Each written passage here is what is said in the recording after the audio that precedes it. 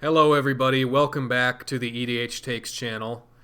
You've been waiting for months, possibly years by the time this gets uploaded. For we a don't know. new video. I can't speak to that. But I am your first host, Elijah Samuelson. I'm joined here with the illustrious Spencer Cook. Thanks for having me. Yeah. No, we figured we'd bring you back on. Yeah, thank you. But yeah, today we're going to be doing our Golgari tier list. And Spencer, we've taken a bit of a break from the channel, but we kind of had this realization. I actually had a nightmare about this where I was realizing what will happen if we waited another month to do a tier list. How every set there's going to be like 5 new commanders. The sad consequence is that in 2022 we've gotten double the amount of commanders as like the previous year. So every 5 months we wait, literally I'm sure if we made this tier list video at the same time we made the other ones, there would have been like 35 commanders, and now there's like 54.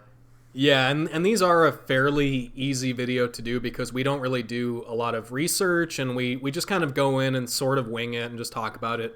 But it does take a long time to get through all these. As opposed to all of our other videos where we spend countless hours doing research and data mining and studying.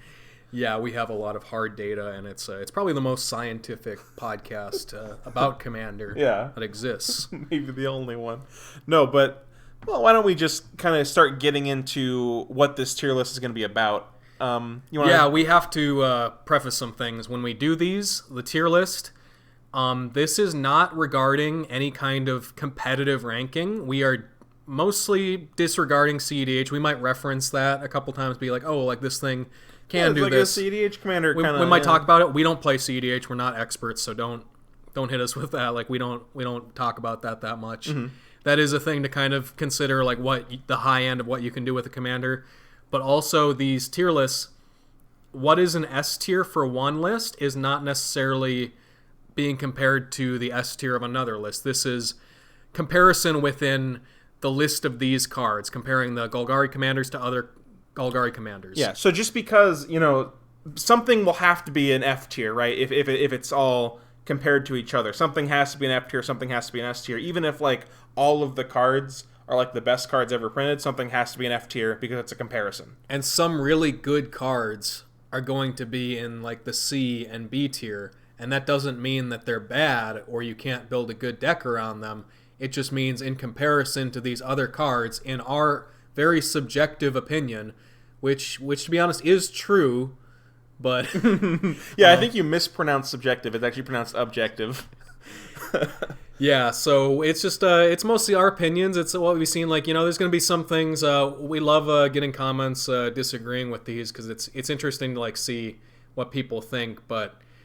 Yeah, just keep in mind, just because something can be a really good deck, that doesn't mean we're not going to put it in C tier, maybe. Yeah, and if you're going to complain about it in the comments, you probably just skipped to the commander you wanted to hear anyway and didn't listen to this. So, falling on deaf ears right now.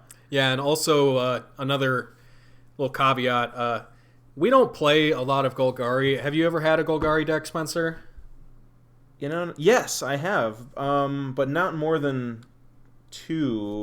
not more than two, I don't think. Let me take a quick look. I've played Chevill, and I want to say that's it.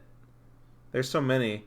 Yeah, so I haven't played a lot of Golgari Commander. I've played a lot of Sultai in my day, which is kind of like Golgari Plus, but it does play quite a bit differently, I think.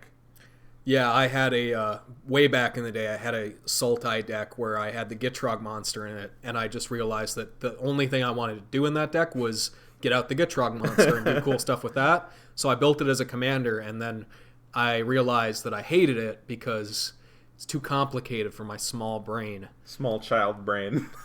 So anyways, would you say we're ready to just get into this and chip away at these 54 commanders? Yeah, and so why don't we just start, for the record, whenever we talk about a commander, I'm going to put them up in the S tier here temporarily while we talk about them.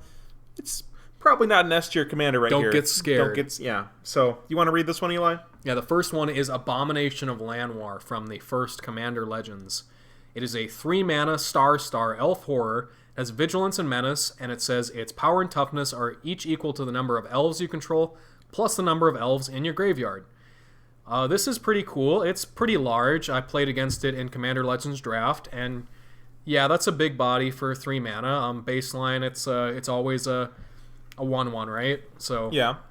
Well, one thing that I want to say real quick, sorry, is that there's a lot of like tribal cards that I see, and I try to see if they're like playable outside of their tribe. And this is a card that I think almost is unplayable outside of like a dedicated elf deck, right? So just to think about it, only like an elf card, I feel, right? Is that fair? Yeah, and as far as like evaluating this for as on the commander tier list, like as a commander, yeah, as a commander, of course. It's got to be in some kind of elf deck. That being said, the payoff for the elf deck being have a big vigilance menace creature. I'm thinking I don't want to spend too much time on this one. How do you feel about like C or like D tier? I'm feeling D for this one, honestly. Yeah, like a high D tier. I think it's pretty cool. I like it a lot. It's pretty big, but other than that, I don't know if it really does anything. I guess it can attack and block, right? Like all cards can, but yeah. Well, an interesting thing about this card is like the Bane of the elf deck. People always joke about like, you know, genocide the elves with like your Pyroclasm. So you play a Pyroclasm to destroy like all their 1/1 elves. Yeah. Then all of a sudden this becomes a 1/1 after those are dead, and it has 2 damage marked on it, right? So it will also die, right? Yes. Oh wait, no, the graveyard ability. That yeah, it has the graveyard. They thought about that. So when they play their farewell to exile, well, no, that doesn't matter because this would exile. Yeah, so it'll become it'll still be kind of big. So that's something. Never mind. With their Tormod's Crypt, and they'll get you. Yeah, so it's not bad. That's kind of an interesting thing about it, but I could see it moving up or down depending on the rest of the cards in this list. We'll see. Let's move it along to Baba Lysaga, a Night Witch. It's a 3 mana human warlock, 3/3. Tap it, sacrifice up to 3 permanents. If there were 3 or more card types among the permanents sacrificed, each opponent loses 3 life, you gain 3 life, and you draw 3 cards. So to start this, you have to sacrifice, well, for this to do anything, you have to sacrifice 3 different types of permanents, 3 permanents with different types. Otherwise, I think it's just sacrifice them and do nothing, right? Is that correct? But Spencer, you could play all this sacrifice synergy where it's a good thing for you that you're sacrificing your own permanents that you spent mana on. Well, usually the benefit of sacrificing your stuff for value is that, you know, like the sacrifice outlet does something, right? Like an altar that gives you mana for sacrificing things. Yeah, personally, I don't often ascribe to the mentality of like just sacrificing something is like inherently a good thing. It's actually an upside to be able to sacrifice your stuff. It's a feature, not a bug. But yeah, Baba Lysaga, sure, you could sacrifice like an enchantment creature and an artifact or something, and so you're sacrificing 2 things to get 3 cards, so you're like up card advantage. I suppose even if you do like 3 separate cards, you're still kind of like card advantage neutral. Yeah, but it's like you've tempo, like a ton of tempo. You've spent mana on those things, and like I guess the upside you're getting out of that is like a 6-point life swing on your opponents. Mm-hmm. I guess you really. I guess the way to make this not like backbreaking for yourself is like you were saying, you do really have to find ways to not sacrifice the full 3 permanents. Either finding some way to make like a, you know, maybe you can use that like artifact that lets you turn anything like into an artifact in addition to its type, so you can have like a creature enchantment artifact and sack 1 thing or something, or like you know the artifact lands. Yeah, you're just playing creatures that want to die or like give you like some kind of value back when they come in. So like it's kind of neat. It's 3 mana. I'm thinking like a low C tier. What do you think? Yeah, let's put it in the C tier for now. Yeah, I think it's maybe better than Abomination of Llanowar, but I don't even know. All right, I know how much you love this one, Spencer. You want to read the next one? Yeah, this one is Belbe, or Belbe, I suppose. Corrupted Observer. It is 2 mana for a 2/2. That's zombie elf that says, at the beginning of each player's post-combat main phase, that player adds 2 colorless mana for each of your opponents who lost life this turn. So, I know we weren't... I don't know if I would... I was going to say, we're not going to talk about CDH, but that being said, I don't think this is a CDH deck either. But it is... I don't believe so. No, but it is like... I think more of a high-power casual deck, if you understand what I'm saying. I don't know if any viewers used to watch the I Hate Your Deck channel, rest in peace. Yeah. But there was an episode with Kyle Hill on there where he played this deck, and pretty much how this deck goes. And I don't know how many of these creatures really exist. I know there's at least 2 of them, But the first one being the card Pulse Tracker, which is a 1-mana black creature. When it attacks, each opponent loses 1 life. So if you play one of those, or even just like, I don't know, like any 1-drop like attacker, but if you play the Pulse Tracker on turn 1 and then turn 2 play Belbe, your post-combat main phase, you have 6 colorless mana. Yeah, on turn 2. And I really don't like this card design, honestly, personally, because I mean, I don't think there's any reason that that you should be just like generating upwards of 6 mana as early as turn 2, like as like part of like the intended design of the card. Like that's what this card's supposed to do. I understand that it could also give your opponents value as well, but you're building your deck around it. Your opponents aren't. Well, and how often do you really see your opponents, like outside of like a lot of the games that we play, like people playing like 1 and 2 drops like that early in the game? I think it takes a very specific deck to want to play 1 and 2 drop creatures that will want to attack. And let's say they only have like just a 1/1 drop, like it'll give them 2 mana, which is a lot, right? But like if you're doing this, you're playing this with cards that will like there's like the mana rock that taps to like make each opponent lose a life. As well as making. And you're dropping like a Worm Coil Engine on like turn 2 or 3. Yeah, or even like you go to your next turn after playing this, and you get to play like a freaking like an Ulamog or something. Yeah, I even want to say like modest case scenario, like you don't have the Pulse Tracker type creature. You play like a 1-drop on 1, you play Belbe on 2, and then turn 3 you attack 2 separate opponents if they're open. Which turn 3, like depending on turn order, probably going to happen, like pretty likely, right? And so you've hit all your land drops, and now you have 7 mana on turn 3 off of playing 1/1 drop and your commander. Yeah, it's not.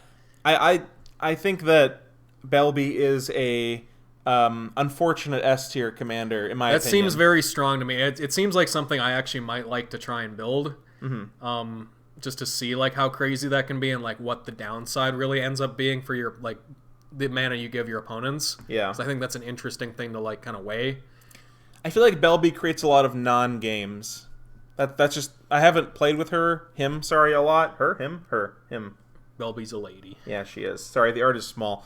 But I don't know. It's not a card that I'm particularly a fan of, but I do respect its power. Yeah, 2-mana commander that generates you insane amount of resources. I think that's a common like S tier. Yeah, it's gotta be, right?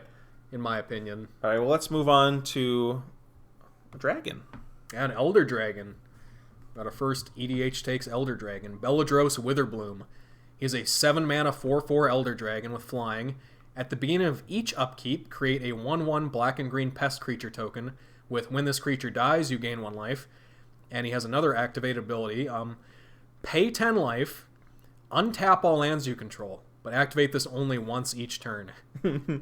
This card is crazy to me, man. I've wanted this card since it came out because that is just insane, right? Like it's kind of like it's kind of free mana, right? You got to pay 10 life. If you're ramping with lands, which in your green deck, like that's just a thing that happens. You're doing that, yeah. You're probably not playing a lot of mana rocks in a Golgari deck. This card becomes free to mana positive the turn you play it, assuming you have 10 life. Maybe it's possible. Yeah. You play with people enough and they see you do stuff like this, they just beat into you before you get the chance to do that. Yeah. But then also, he gains you that life back by giving you a pest every turn. So that's potentially upwards of 4 life a turn rotation. So it's not like a full refund, but it's a little something, right? And it gives you blockers too. And I really value that effect of, there's several cards do this, but like make a creature on everyone's turn, like everyone's upkeep. It's really good. These are always like super valuable. Even if they're just 1/1s, like that's still super great. Because like the downside of like making a bunch of 1/1s, right, is they die to like a small board wipe or something, right? But if these die, at least you're getting the life back. Well, and also like the thing that people will always hit you with the 7-drop commander, like just the 7-drop creature in commander, is it dies to removal, but so you get a big tempo blowout, right? But like even if you play Beledros, if he doesn't get countered, if he resolves and then immediately gets killed, you can respond on your turn, untap all your lands. Untap all your lands, yeah. And then you haven't lost any mana advantage. Sure, you lose the 10 life, like if you didn't want to do that. Yeah, but like that's crazy, right? Yeah, I mean, and like this is maybe a little bit like we don't like to do like the magic Christmas land kind of stuff, right? But like if you're playing like a Beledros deck, you might be playing sort of aristocracy, right? You maybe want to sacrifice some creatures or whatever, maybe have some small things. But like you just get to be like Beledros, like untap your lands, play something like a Sack Outlet and a Grave Pact or whatever, and now you just have like you see what I'm going here. Like you make a token on everyone's turn, you can do that. And well, yeah, it's not even a question of like if this makes it around to my next turn. Like you get the advantage like right away. Yeah, and if you have like a Blood Artist or a type effect in play, like you're doubling up on the life gain off these, so you can untap again. Also, you can untap if you have like if you're doing well and you have 30 life or something, you can untap your lands multiple times in a turn rotation if you have things to do on other people's turns, because it's once each turn. You can do it on your opponent's turns too. I feel like Beledros is quite strong. Are you feeling like an S or an A, right? I feel like the more we talk about it, the more it becomes an S tier. I want to put it below Belbe, personally, but yeah. Does that make you feel okay? Yeah. And it's 7 mana, right? Like, we know it's 7 mana, but like it's... And the fact, like, in your command zone, like, there is that level, like Josh Lee Kwai will talk about a lot about, like, a 7 mana You never cast it a second time! Whoa! Well, yeah, that, and plus, like, it does allow people to like understand and like see that like maybe like if they need to counter something, like there's not very like I'm kind of the opinion we've talked about before on the show, like I don't like to counter somebody's commander because they're not really losing the card. Yeah. But like with something like that, usually I'll counter a commander that provides like card advantage, but like that's just an insane resource advantage of mana. The funny thing is you can be like, I'm going to cast Beledros for the 3rd time for 11 mana, and it doesn't even matter because you just untap it all. Yeah, like that's honestly, like just having a lot of mana like is not a big like ask in Commander. No, nowadays. It's not. It's not. Especially like, you know, people will be like, oh, like green is like insanely powerful, and then also be like, oh, 7 mana is still a lot though. It's like, no, it's oh my god, not. I didn't. I know we should finish talking about this, but I just want to say I didn't even consider this fact. When you untap with Beledros, you just got double mana. Like, if you ever untap with it, like, you know, you played it, and then next turn you just have, like, 16 mana, right? You play this with 7 mana, yeah, the next it's 16. crazy. Okay, well, let's move on here. Eli, I don't want to talk about this card. You give me the double face card? You got to read it. Blex Vexing Pest. It's a 3 mana, 3/2 Pest. Other pests, bats, insects, snakes, and spiders you control get +1/+1, and whenever Blex dies, you gain 4 life. But he is a modal double-face card. The other side's a black sorcery. Search for Blex. 4 black mana. Look at the top 5 cards of your library. You may put any number of them into your hand and the rest in your graveyard. You lose 3 life for each card that was put in your hand this way. That's a lot of life. I do it every time. 4 mana, draw 5, lose 15 base. Worth it.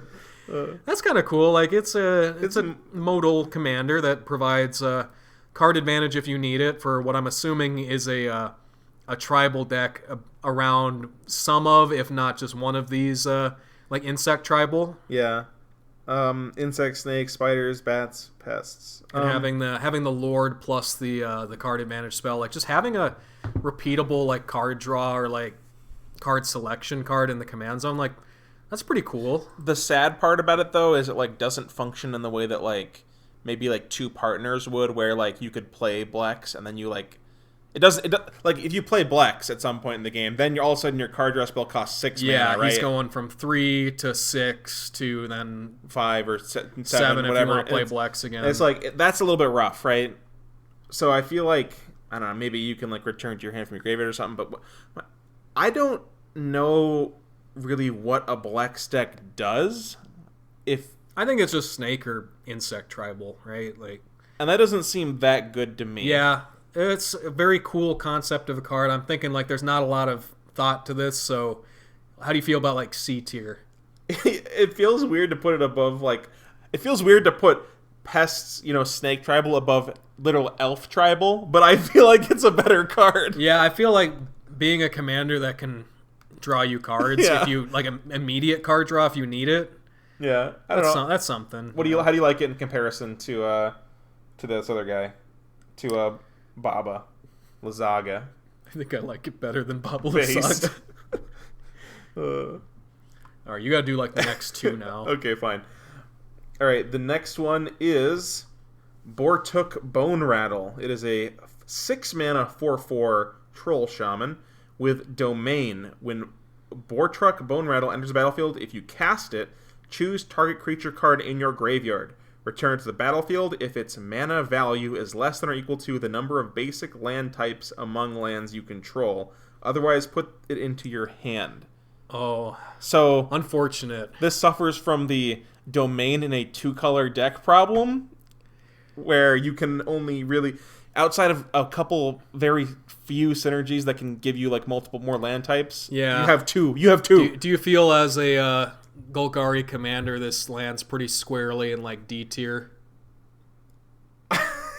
Possibly F. I don't know if it's not F tier, right? Like, I think it might have to be our first F tier. It's a 6 mana Eternal Witness is what it is. Yeah. I mean, I like me a Green Warden of Marasa, but maybe not. I don't know. Maybe this isn't an Just F for tier, creatures too. It's a Disentomb. Yeah, I feel like you could buy back a 2-drop, or And dude, it's so busted. It had to say if you cast it. True. You don't want to. I suppose that's just how the domain could, ability has to work. Yeah, maybe it could go infinite somehow, right? If you just like rebuy creatures over and over again, reanimate them. But let's throw in the F tier. It's just for how offensive the domain ability is on a 2-color card. Yeah. All right. That's how offensive the domain ability is in general. I never cared. I don't like it at all. I like 5-color stuff. I like things that play around with lands, but domain is just a bad mechanic. Well, Carth the Lion is a card that I like a lot, actually. It is 4 mana for a 3/5 human warrior. Whenever it enters the battlefield or a planeswalker you control dies, look at the top 7 cards of your library, and then you can put a planeswalker from among them in your hand. And then, put the rest in the bottom in a random order. And then it also has the ability of planeswalker abilities you activate costs an additional +1 loyalty to activate, which is very strangely this is an interesting card to like show that off, how like many people don't realize that a planeswalker's activation cost, like the plus minus or whatever, that is the cost of doing that ability. It's cost : effect. So that's an activated ability. And so the plus on a planeswalker is actually the cost, even though it's going up in loyalty. Mm-hmm. So effectively this guy makes it so, like, say you have a -1 ability on a planeswalker. If you have Carth in play, that becomes a 0 ability because that cost goes from -1 +1. So if I understand this correctly, right, you can correct me if I'm wrong here. Let's say you have like a planeswalker with 3 loyalty counters on it, right?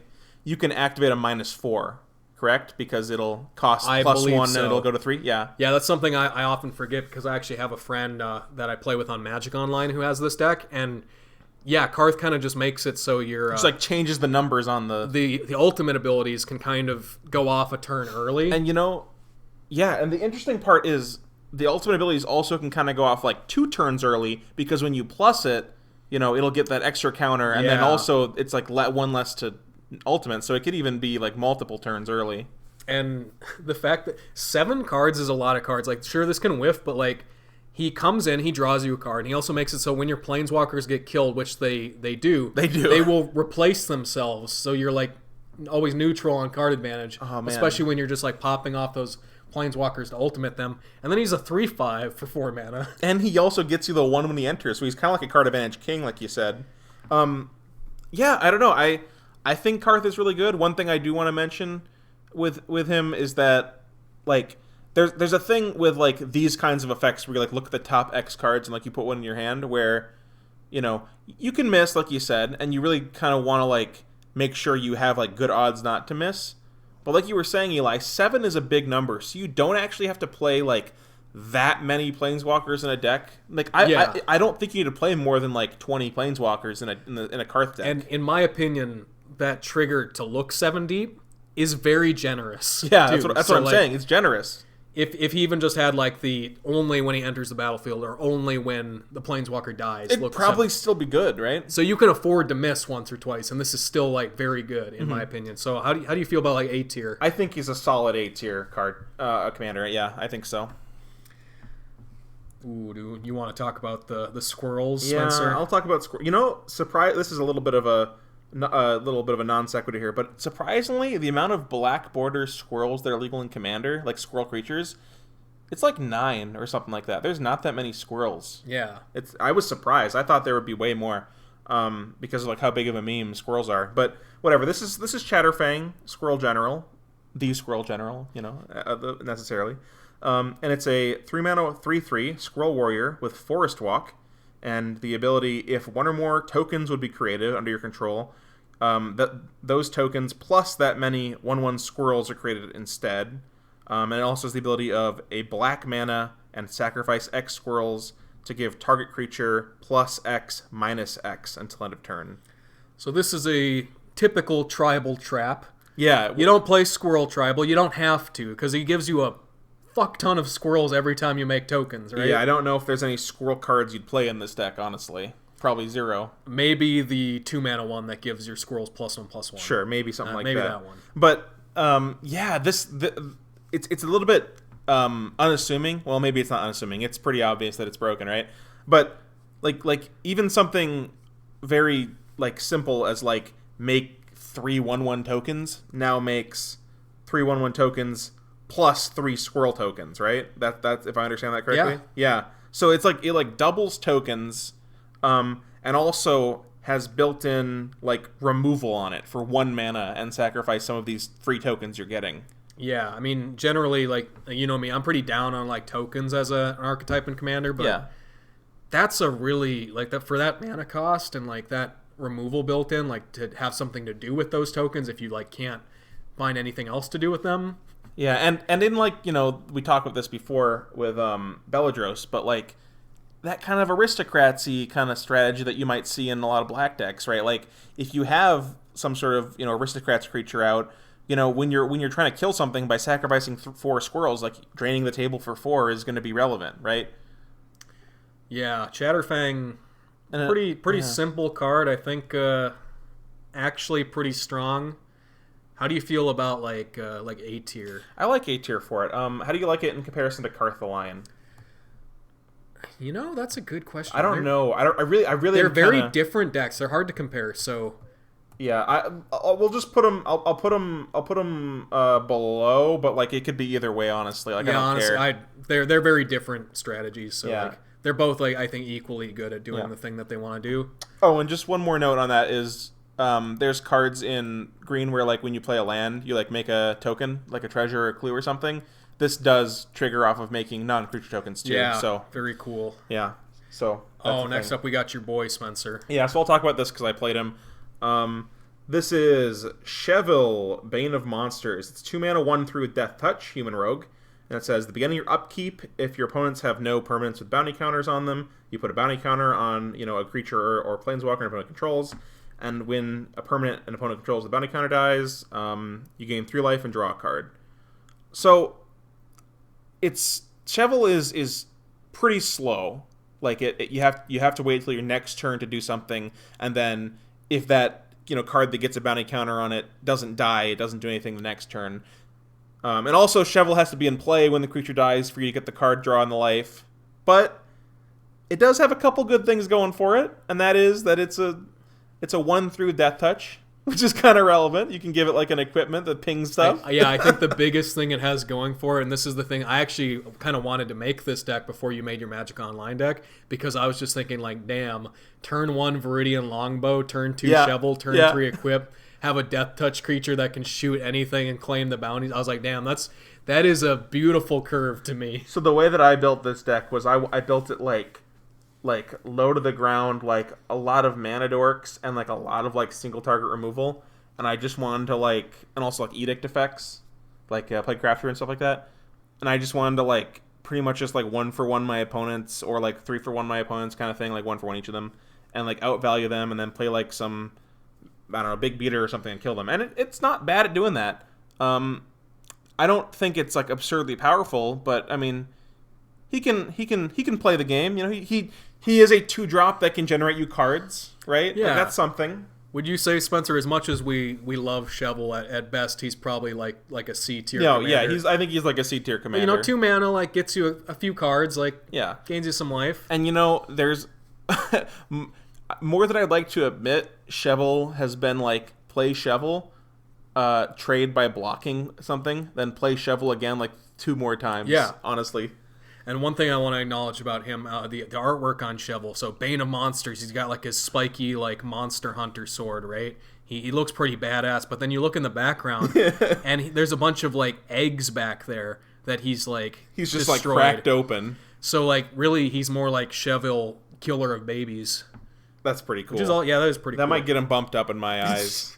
How do you feel about in terms of these other guys? I think he's better than the other two so far, Based. in my opinion. I ain't complaining. Oh, next up we have one of my commanders, Dina, Soul Steeper. She costs a simple Golgari, 2 mana, 1/3. Dryad Druid. Whenever you gain life, each opponent loses 1 life. And pay 1 mana, sacrifice another creature. Dina gets +X/+0 until end of turn, where X is the sacrificed creature's power. So that first ability is really the important one. Yeah, the second one could come up, but not really. Second one gets you like some Blood Artist triggers and stuff. Which, speaking of those are really nice. The way I built this deck is a Pauper Commander deck because I thought the idea of playing like the Soul Sister type creatures, because you get the green one, Essence Warden, and stuff like that. I was like, that seems like a really powerful trigger, and I was like, I'm gonna try and make a Pauper deck, and you lose a lot of the really good life gain triggers in just common. You still get a lot of good ones. There's a lot of stuff you can do, but there's a lot of good uncommon ones, right? There's a lot of good uncommon ones, like so many good ones. Yeah, but Dina actually can kind of add up pretty to a lot of damage over the course of a game, honestly. Yeah. Especially because she comes down early, and she's not so threatening that people are going to need to remove her immediately. But she comes down in turn 2 and is really in play until a board wipe happens, right? Yeah, she kind of just tickles everyone to death. And the God Curve in my Pauper deck is turn 1 Essence Warden, which is probably the best creature in that deck. Yeah. That triggers whenever anybody's creature comes into play, you gain a life. So it becomes whenever a creature comes in, each opponent loses 1 start life. draining everybody, yeah. Turn 2 Dina, and then turn 3 there's another creature that pretty much has Dina's ability of whenever you gain life, each opponent loses 1 life. So then it's whenever a creature comes into play, each opponent loses 2 life. Yeah. Then it actually becomes kind of something, and then somebody board wipes you, and you're playing a Pauper Commander deck, so there's nothing you can do about that. You can play. There's a couple things that give regenerate your team, but it's have that, have a mass return creatures from the graveyard to your hand, or just lose, kind of. But in the context of a non-Pauper, like a fully powered, you gotta play rares and stuff commander deck. God. It's not a bad card, It seems really good, actually. I'm for the. I don't know what you're thinking of this, but I'm thinking either I'm kind of inclined to put it closer to A tier. Yeah, I'm thinking somewhere in the B-ish tier is where I want it, but what we could see. We can. I'd say Ace off a high B maybe. Sure, let's maybe move it up. Let's put it up there, and we'll see how it compares to some other stuff. Yeah, because the next one we got is a very good one. Oh yeah, we love our 2 mana commanders, by the way. We also love our 3 mana commanders. Yeah, this is a good 3 mana one. Glissa the Traitor costs a black green for a 3/3 zombie elf with first strike and death touch. Whenever a creature an opponent controls is put into a graveyard from the battlefield, you may return target artifact card from your graveyard to your hand.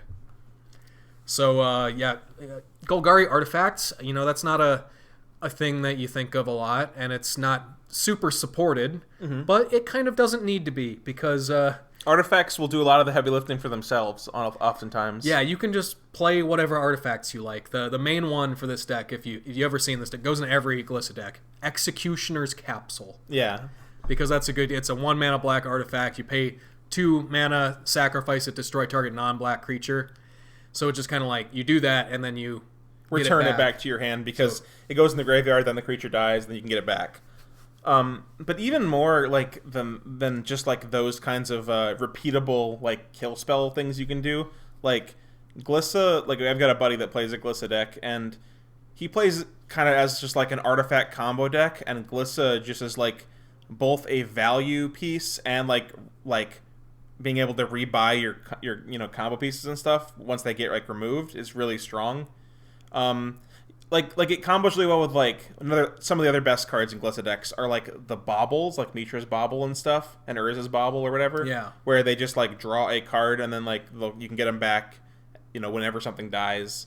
You can, I don't know. She lets you play a lot of efficient, good spot removal and not have it feel completely bad, because it turns into spot removal plus recursion. Oh my god. And Eli, I know you're, as a Boros player yourself, nothing is more frustrating than a goddamn first strike death touch creature that never has to attack. Yeah, that blocks everything without first strike and kills it. Yeah, it's or like indestructible. It is impossible to like attack into a Glissa player. So it can just be like a really defensive, like either combo or control deck. Well, yeah, and that's what you want for like a combo control deck, right? You want to have this little creature that just blocks every kind of early aggression, so you can't get like piled on with damage, and then you have your life at a healthy total when you start to like do stuff like Aetherflux Reservoir, or like Bolas's Citadel, and just like go from that and win the game. So Glissa's very good. I'm feeling like A tier. What do you think? I think that seems fair. How do you care at all where it goes? And I want to put Glissa above these guys, honestly. Yeah, I could see that. But I don't. It's not. I don't really have a strong opinion on where she goes. Mm-hmm. You want to do this next one, Eli?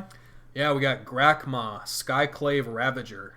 It's a 3-mana 0/0 Hydra Horror, but it enters the battlefield with 3 +1/+1 counters, and whenever another creature you control dies, if it had a +1/+1 counter on it, you put a +1/+1 counter on Grakmaw. And then when Grakmaw dies, you create an XX black and green Hydra creature token, where X is the number of +1/+1 counters on Grakmaw. So it gets a little large, and then it makes a big token. Grakmaw nuts. Okay, I'm sorry. I'm gonna be perfectly honest. I'm really not entirely sure what this. I mean, I know you just said what it does, but I'm not really sure what it does. even after you told me what it does. Makes a big Hydra, makes another big Hydra. Yeah. I guess this is like a Voltron or like a mid-range deck. I don't know. But it kind of wants you to have a bunch of creatures with +1/+1 counters on so them. It's like and then have them die, so it gets a little bit larger. It's pulling you in like 3 different directions, and ironic because it's got 3 heads. Wow. But I don't actually have a lot to say. I mean, I will say, Eli, I think you and I are more warm on creatures that are just like kind of decent bodies than most people. Like if there was like a creature like honestly, like just like let's look at this at like its very base sense, right? It's a 3-mana 3/3 that when it dies it makes a 3/3, right? I don't hate that. Yeah, it doesn't do a lot, but it's not the worst thing in the world. But it's very it reminds me of the Abomination of Llanowar. But in that sense, it's kind of just like we respect a good body, like a good blocker. But that's the extent of it. Like there's not any more like real nuance to that. It's kind of the definition of a D tier commander, right? Yeah, I think that's a D tier. Do you think it's? I think it's worse than the Llanowar guy. I don't know. Yeah. But yeah, it is what it is. Oh, next up we got a premium jumbo here. You want to talk about this? Yeah, guy? This is Grismold, the Dreadsower. It's a 3-mana 3/3 with trample. It's a troll shaman. It's got a beautiful face. It says, at the beginning of your end step, each player makes a 1/1 green plant token. And whenever a creature token dies, you put a +1/+1 counter on Grismold. So, if you look at EDH Rec, the first card you'll see in this deck is a nice little enchantment that says, is it just creature tokens or creatures? Creature tokens get -1/-1. So this pretty much is like every turn put 4 counters on it. There's another version of that card that's 3 mana and creature tokens get -2/-2. So there's like some redundancy for that, and then also like I'm not gonna lie, I kind of love Grismold. I think it's really interesting and cool. Like this is an example of Wizards designing a card for Commander. Yeah, and it not to be like a fun Commander card that actually does something like kind of interesting and fun, and also isn't absurdly broken. No, and this is another one that just kind of like it becomes huge, but it also like has this other side of like maybe you don't play the just kill all the tokens like enchantments and stuff, or like if that's not in play, like you get these tokens and everyone gets these things to like smash into each other and they die, and he gets kind of larger, and he's got trample, so he's gonna get in for damage. And Eli, I know one of your favorite cards, Massacre Worm. It's a great card. Yeah, with exactly. Worm. Like you do like tricky stuff like that where you benefit off of like other creatures dying, and he puts like a lot of creatures into play. It's got that sort of thing. That being said, it's not very good, but it's interesting. And for that, I'm thinking like C tier. I'm thinking definitely C tier. I'm thinking C tier. I'm thinking like what do you want? What do you want? I'll let you decide. Where do you want him? Well, he dies to Chevill, so obviously he can't be above that. Okay, but above the Pest man. Yeah, he's really cool. I like Grismold. Okay.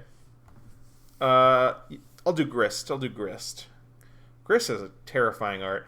Grist the Hunger Tide. 3 mana for a 3 loyalty Planeswalker.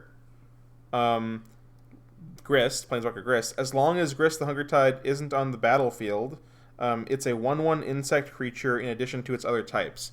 So that means when you're building your deck, it's not on the battlefield. Yeah, because you'll notice it does not say on this Planeswalker that it can be your commander. But when it's not on the battlefield, it's a creature.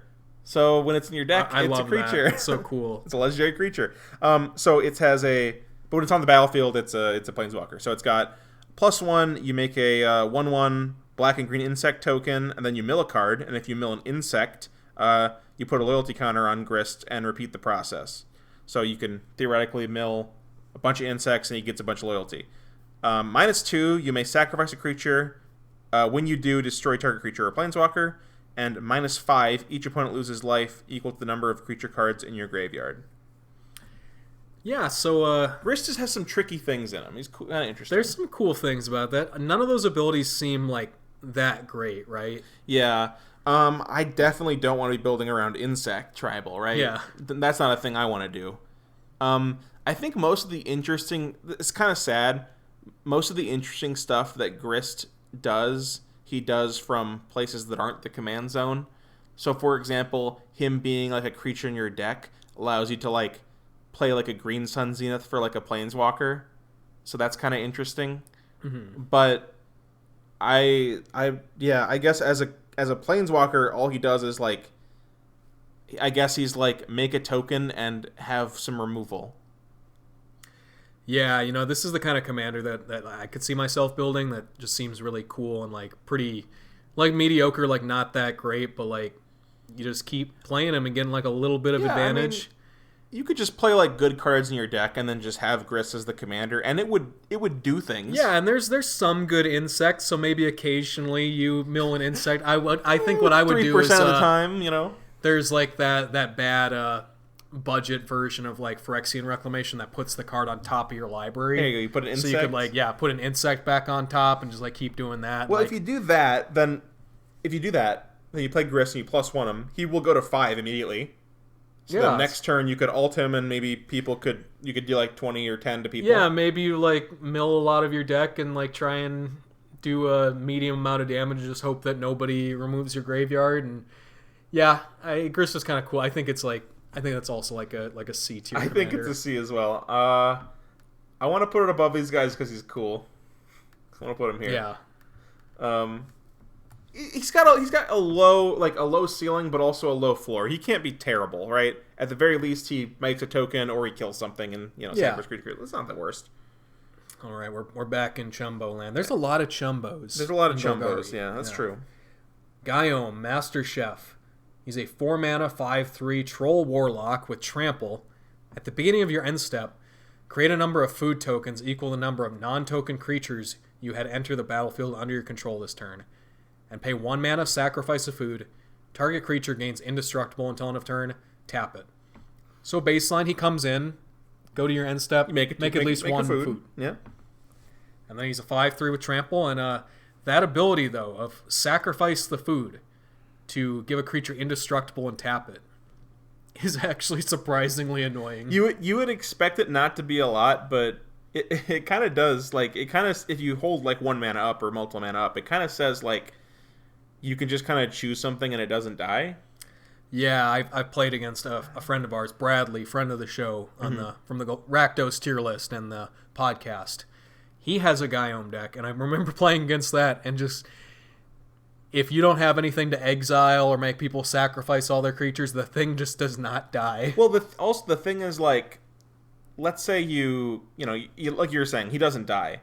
But then, if he sticks around for multiple turns, like, if you're putting 2 or 3 or 4 creatures into play over the course of a couple turns, like, you could make 4 or 5 food tokens, then all of a sudden, if you have synergy somehow with tokens or artifacts or Academy Manufacturer or something, like where you make them into treasures and stuff too. Like there's some stuff you can do with Gyome, is what I'm trying to say. Like, there's some interesting things. Also, you can tap your opponent's creatures.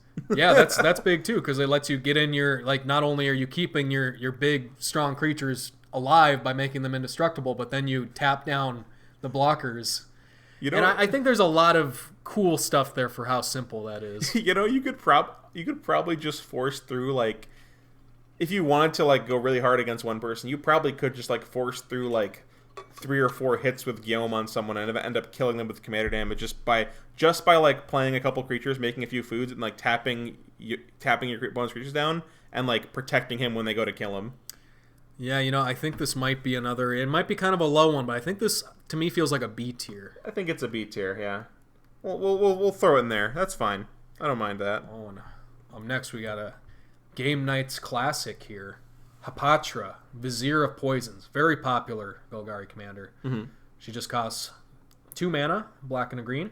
2/2, human cleric.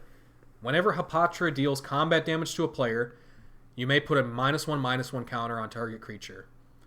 Whenever you put 1 or more -1/-1 counters on a creature, create a 1/1 green snake creature token with Death Touch. So we love a 2-mana commander. We do. Also a 2-mana commander that, if you're able to attack, right away after the next turn, it will do something. It'll kill a mana dork and make a 1/1. It's kind of good. Yeah. So that's pretty nice. I think Hapatra. Now, I think there's a perception of Hapatra that it's like very strong, and I think it's only pretty strong. Is that? Do you think that's a fair assessment? I think so. I mean, the fact that the tokens have Death Touch is really nice, and like it's kind of a deck that incentivizes you to just kill or wound all of your opponent's creatures. So like that's inherently kind of a strong thing. But the payoff being like you get tokens for it. Yeah. Is like, tokens can be good. Like we talked about Chatterfang, like that's a very strong trigger, but like you're also having to play like, I know it's highly synergistic, but you're playing a lot of weird ass cards in this deck, right? Yeah. So the thing is the thing with Hapatra is there's probably, I don't know, 5 or so like synergistic cards of this that are like kind of absurdly strong, right? Like there's if you can get a couple pieces out, like you can start killing the whole, opponent's board, make like a giant board yourself, stuff like that. And that is really good, but the rest of the deck, if you're not just going for like a tutor for that kind of combo thing, you're playing, like you said, you're playing some sussy bakas in there, Yeah. So I don't know, like I am kind of thinking though, like the baseline of like play her on to turn 3, like worst case scenario, if your opponents don't have creatures, you can just put the counter on Hapatra and still get a snake.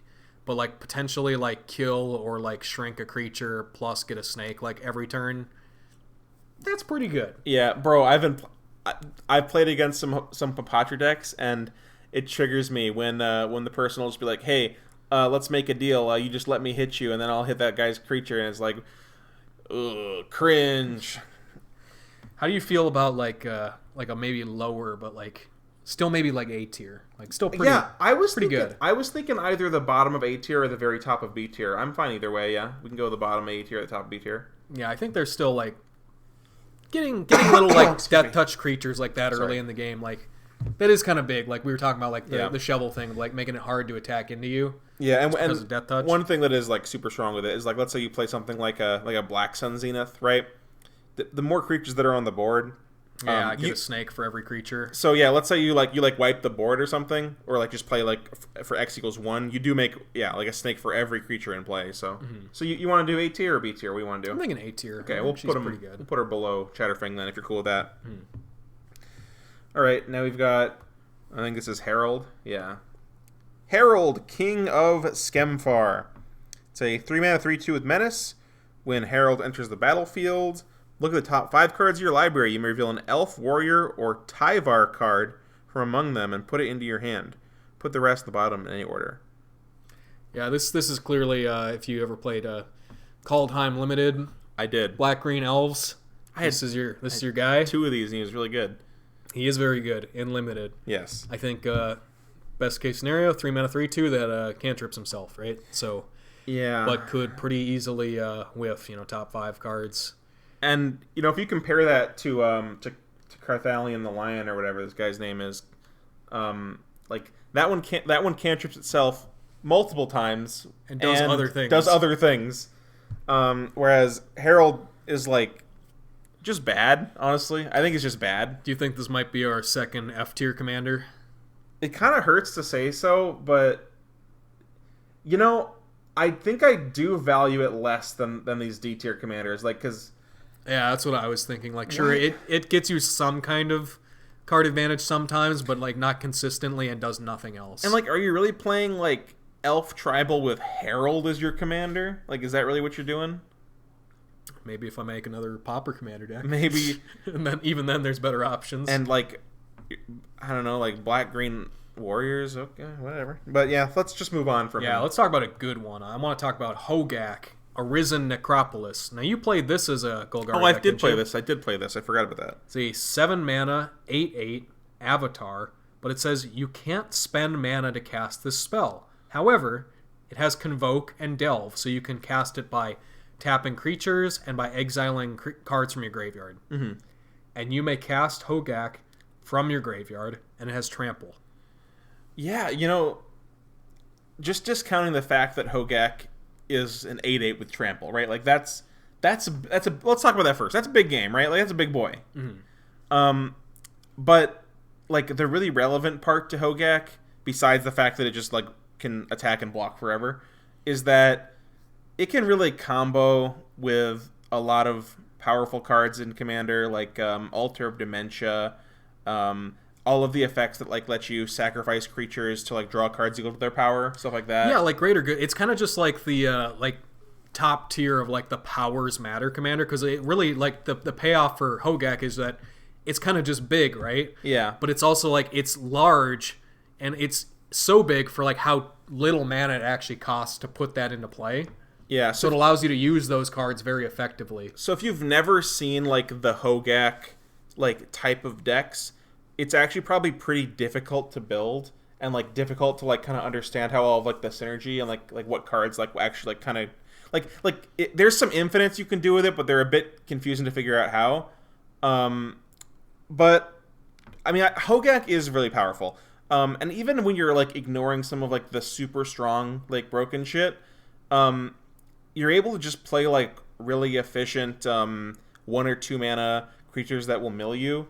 And then the way that this card works, by the way, you only need to have 2 creatures in play to be able to cast him. Like 2 creatures in play and 5 cards in your graveyard to delve away, because you need to find some way to spend the colored mana. So you have like so you like turn 1 the 1 mana 1/1 that mills you 3 cards when it enters or dies. Turn 2 something like a Satyr Wayfinder, which will mill you 3 cards and put a land in your hand. And then all of a sudden you can just play them on that turn 2, by the way, because your creatures don't need to have like, doesn't matter if they have summoning seconds, you can just tap them to play it. So very cool.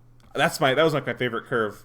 You don't even, yeah, it's really nice. Man, I don't know where to place this guy though. Yeah, I just want to say one of the things that I think does go infinite with him is you need like some sort of sack outlets or something. But like there's I think it's the Golgari like Guild Mage or something. It's like 4 mana or something ability to like make sacrifice a creature and then make that many like 1/1s equal to its power. Yeah, so then you get 8 tokens that you can just cast them from your graveyard with 7 of them. Yeah. And then you like sacrifice 4 of those tokens to like a Phyrexian Altar. You make the 4 mana to activate that again, and you can make infinite mana. Yeah. But besides that sort of stuff, I don't know. This is a hard card to like rate, because like I don't think you see him very much, first of all.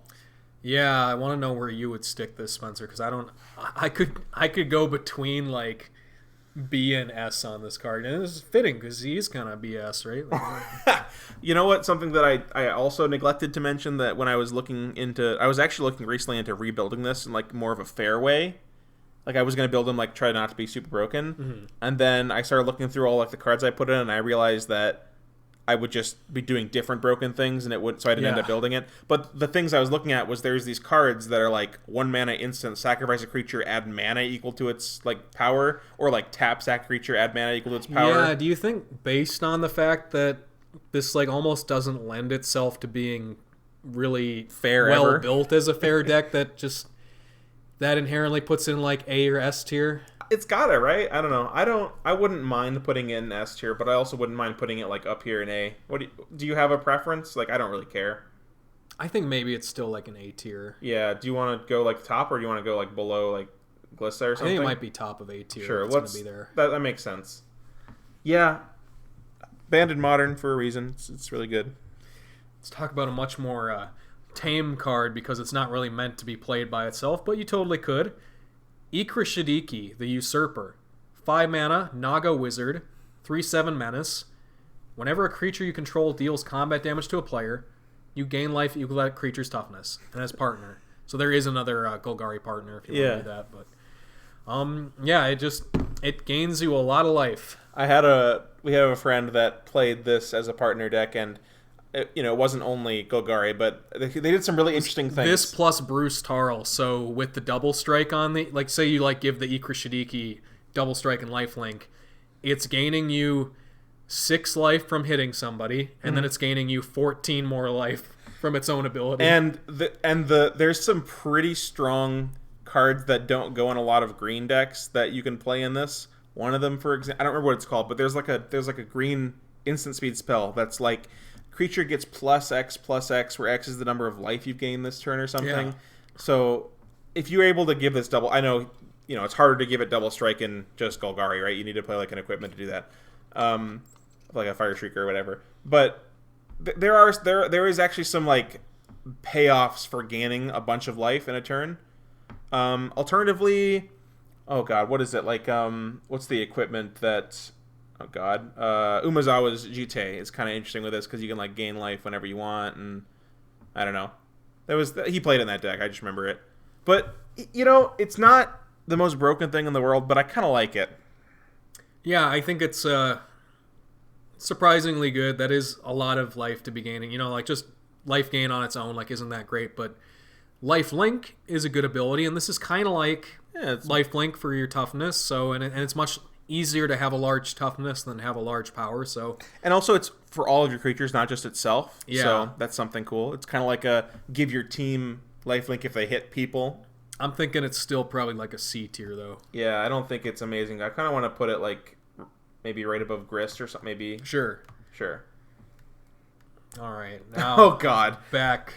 I want to let me do this one. This is Inami as 1.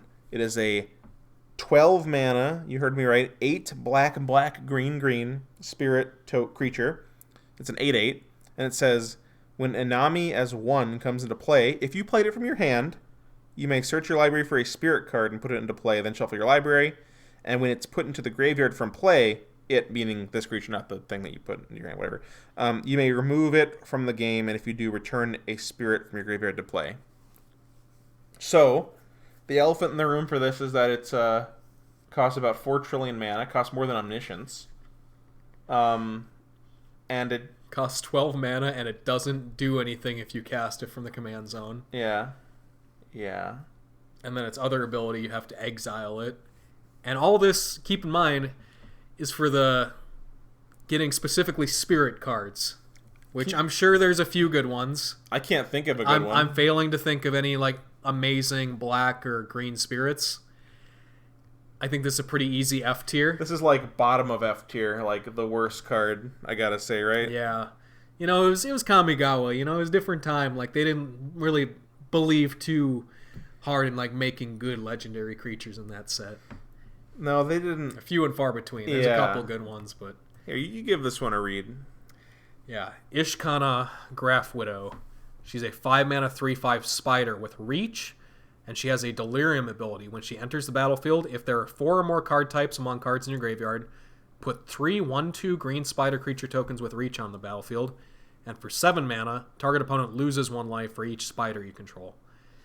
So yeah, it's a spider tribal, Yeah. So I've got kind of a soft spot in my heart for Ishkana, okay?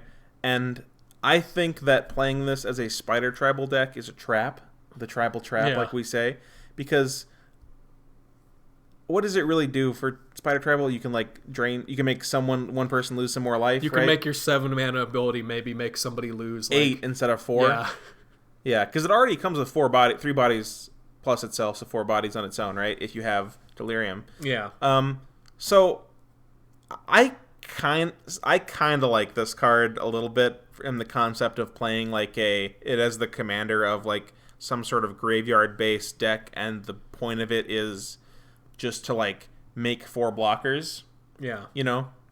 And then maybe be like some way to combo kill people if you can generate infinite mana or do something. I had some like really quirky, stupid stuff I was trying to figure out to do with it, and I never ended up making the deck. But that being said, it's not broken, but I do kind of like it more than I do think it's a C tier commander. I do think that. I think that's fair. And I want to put it like up here. Honestly, I like it a lot. Sure. Yeah. He's a friend of the show. The spider. All right. Speaking of bugs. Yeah, we got Izoni, Thousand Eyes. It's a 2/3 for 6 Elf Shaman, and it has the Undergrowth ability.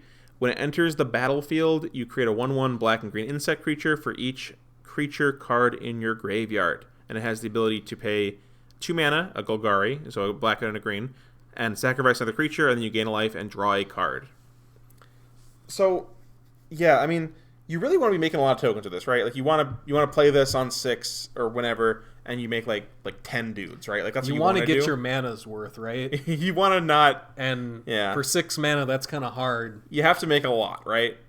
Yeah, you'd say I think you'd want at least to make this like on the vanilla test or whatever, like to get it on the rate of like a siege gang commander or something. You want to get at least like 3 or 4 insects, right? Sure. Like let's compare it to Ishkana we just had. Like that gives you like 3 1/2s. Like maybe you want to get, this is 1 minute more mana. Maybe you want to make like 5 tokens or something, right?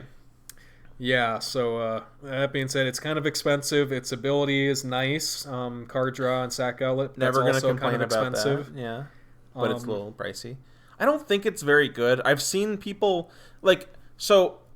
The problem with saying this card's strictly bad is that it does fit into that kind of category of, oh gosh, do you remember the name of the Theros like black card that makes harpies equal to your devotion to black? Do you know what I'm talking about? When you enter the battlefield? Oh yeah, I know the one you're talking about. Yeah, it kind of falls into that category of creature that makes enough tokens so that potentially you could like make infinite mana with like sack outlets and something like a chainer. So there's there's something to it, right? But it's like if I'm digging deep for like a combo with it, I can find one, right? But other than that, I don't know. I think I like Izoni a little bit better than Ishkana. Fine. But okay, if that's the case, we're moving Ishkana down. Is that okay? Yeah. Okay. I mean, she might be better than Chevill too. Like, she might just be fine. We'll just do C tier commander so far. I'm okay with that. I just don't like that she's 6 mana, man. It's a lot. Yeah, it's very fair. Like, I like that. Like, I wouldn't like to see like that card just made for like 4 mana, right? Like that's what it would feel like. Like people say the thing like nowadays cards get made like super pushed, right? She does do a strong thing, and if she stays in play, having the ability to just like refill your hand is nice, right? Like that's good. But it is very fair to me, I think. One thing that I do like about, or I kind of think is interesting about her, is that she's a card that I would think I'd much rather have in my deck than my command zone, because I want to like mill her and then reanimate her, so I don't have to pay for 6. I don't want to play her from the command zone. Yeah, that seems really cool. Yeah. Speaking of cool, we got the man. Oh, it's an old card. Gerard, Golgari Lichlord. Costs black, green, green. Zombie elf. 2/2. He gets +1/+1 for each creature card in your graveyard. For 1 mana, black and green. Sacrifice another creature. Each opponent loses life equal to the sacrificed creature's power. And sacrifice a swamp and a forest. Return Gerard from your graveyard to your hand. How much you like that last ability there? That's not great. I mean, like, that's like... It's a nice way to like skirt around like commander attacks like way later in the game, kind of like it can do something eventually. It's just kind of on there, like it's there. Don't worry about that part. But his other 2 abilities, I think, are actually really cool. Like I think the second ability is actually like a really neat like win condition, or like something that, you know, like if you were playing like that kind of like powers matter, like if you had like a Hogaak deck or something, like that's kind of a cool way to like get in there for extra damage, and also maybe he just gets really big. Well, compare him to our boy Abomination of Llanowar here, that, you know, has that ability kind of, but only for elves, whereas this is for all creatures in your graveyard, right? I mean, I guess Llanowar also, you know, for things you haven't played, but it's going to be bigger than Abomination of Llanowar, I think, when you choose to play him. Yeah, I think he does a lot of like pretty fair, like, but kind of interesting, simple things, and I think based off this, it might be a return to the B tier for me. I kind of like B tier for this, honestly. I think it's better than most of the stuff in C tier, if not all of it. Mm-hmm. It might even be higher up than this. Like, so I feel like you don't want to play this on 4 a lot of the time because this might not be, big enough to do much or really do much.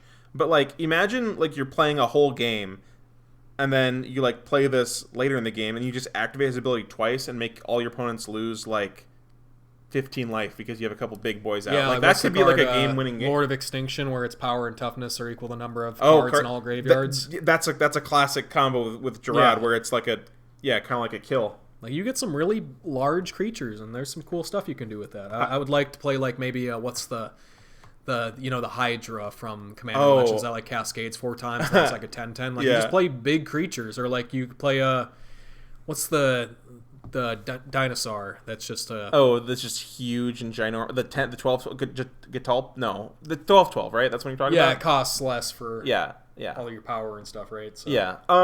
So how do you feel?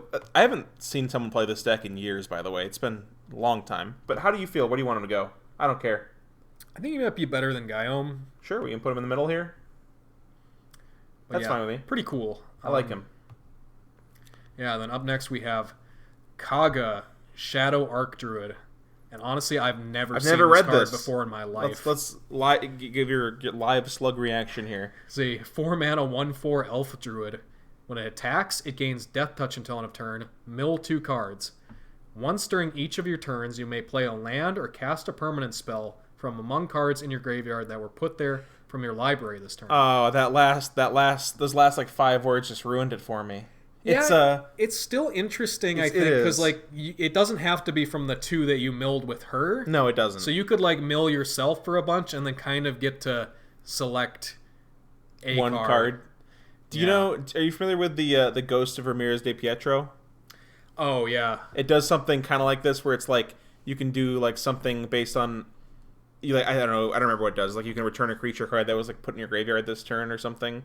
Yeah, very restrictive recursion thing. I mean, you have to work a little bit, but I like me a Crucible of Worlds, right? Or worst case scenario, it kind of draws you a card every turn if you just attack with it. Yeah, maybe you can think about it like attack, impulsive draw too, kind of. Because you usually aren't playing both the cards you impulsive draw, right? Yeah, so 4 mana, 1/4 that maybe draws you a card every turn. And not super powerful, right? Doesn't seem that great. And I don't know. That feels kind of like... Also, if they have, like... What if they just want to trade with it in combat or something?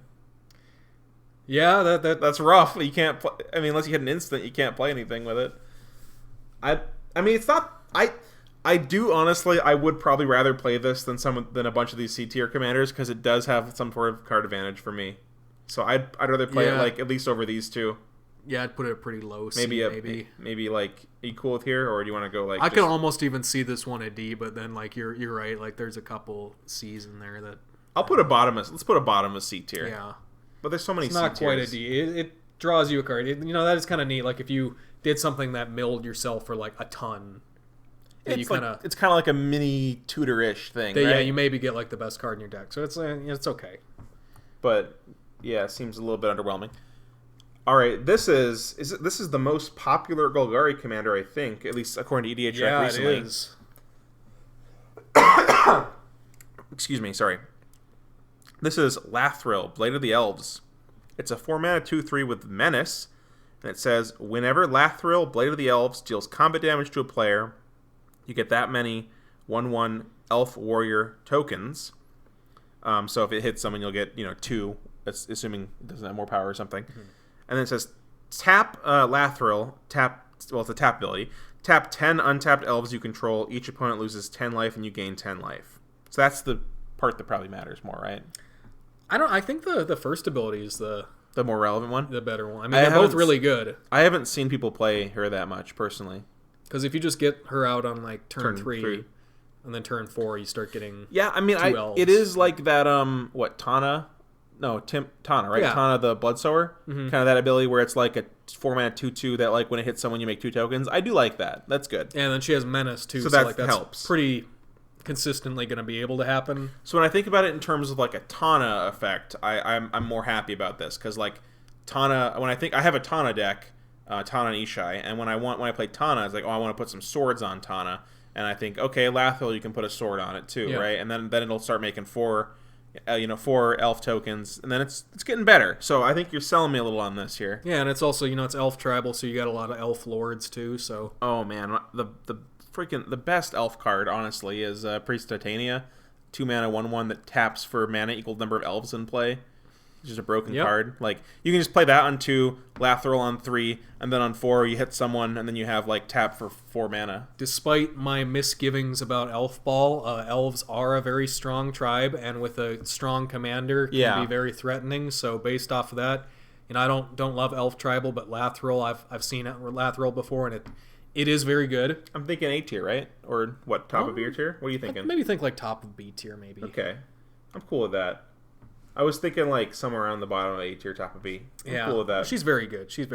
But not worthy of, number 1 Golgari commander. Yeah. I guess it's just the precon, right, that makes people build it so much.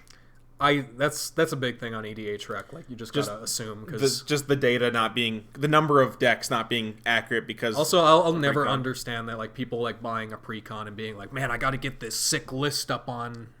Yeah, you take your precon list and like change 3 cards. Like I gotta get this list up on. People gotta see this. Field. People gotta know my sick tech. But yeah, this is I want to move on to a classic Golgari commander. Oh yeah, Mazarek, Kral Death Priest. He's a 5 mana 2/2 insect shaman with flying, and a simple ability of whenever a player sacrifices another permanent, put a +1/+1 counter on each creature you control. He just makes himself and all your stuff real big. So there's like the thing I think is interesting with Mazarek is I've seen it's a bit conflicting because I've seen decks people play where it's like Voltron Mazarek and I've seen like Go Wide Mazarek, right? Like you've seen, I'm sure you might have seen both those. But it's just a thing, it gets big. Yet another great insect tribal commander. Oh, true. Shaman tribal. Yeah, his thing is just like, it is just power. Like, it is just making your stuff big, but it's making your entire team big, yeah. Like, really big. And especially, like, now that people play treasures all the time, right? Like, yeah, back when this came out, there weren't as many effects that other people... There wasn't as many of other people sacrificing things, like, intentionally. Yeah, like, he's interesting in that, like, with that ability, like, he kind of demands to be killed, but also, like... In today's day and age of commander, like, do you really want to destroy like the commander that doesn't like draw you cards and like create a ton of mana? It just like makes a really big board, and like you can make your board state huge really easily. But like, what's a board to a board wipe, right? Yeah. Whereas, the commander that's going to draw 10 cards, like maybe you can't board wipe that, right? Yeah, I think he's a really cool card, but probably still like a C tier at best. Yeah, I'm cool. I have no idea. We have so many C tier guys. I have no idea where he... I mean, I think he's better than some of the lower stuff. I think I like him the best, actually. Yeah, I was trying to think. Well, if he's the best C tier, is he like the bottom of B tier? I was thinking maybe, but then I don't know. Yeah. Might be overly generous. I mean, I'm sure we'll have some B tier stuff we can put in and fill it out, right? Yeah. Okay. Let's move along to even more of a classic commander.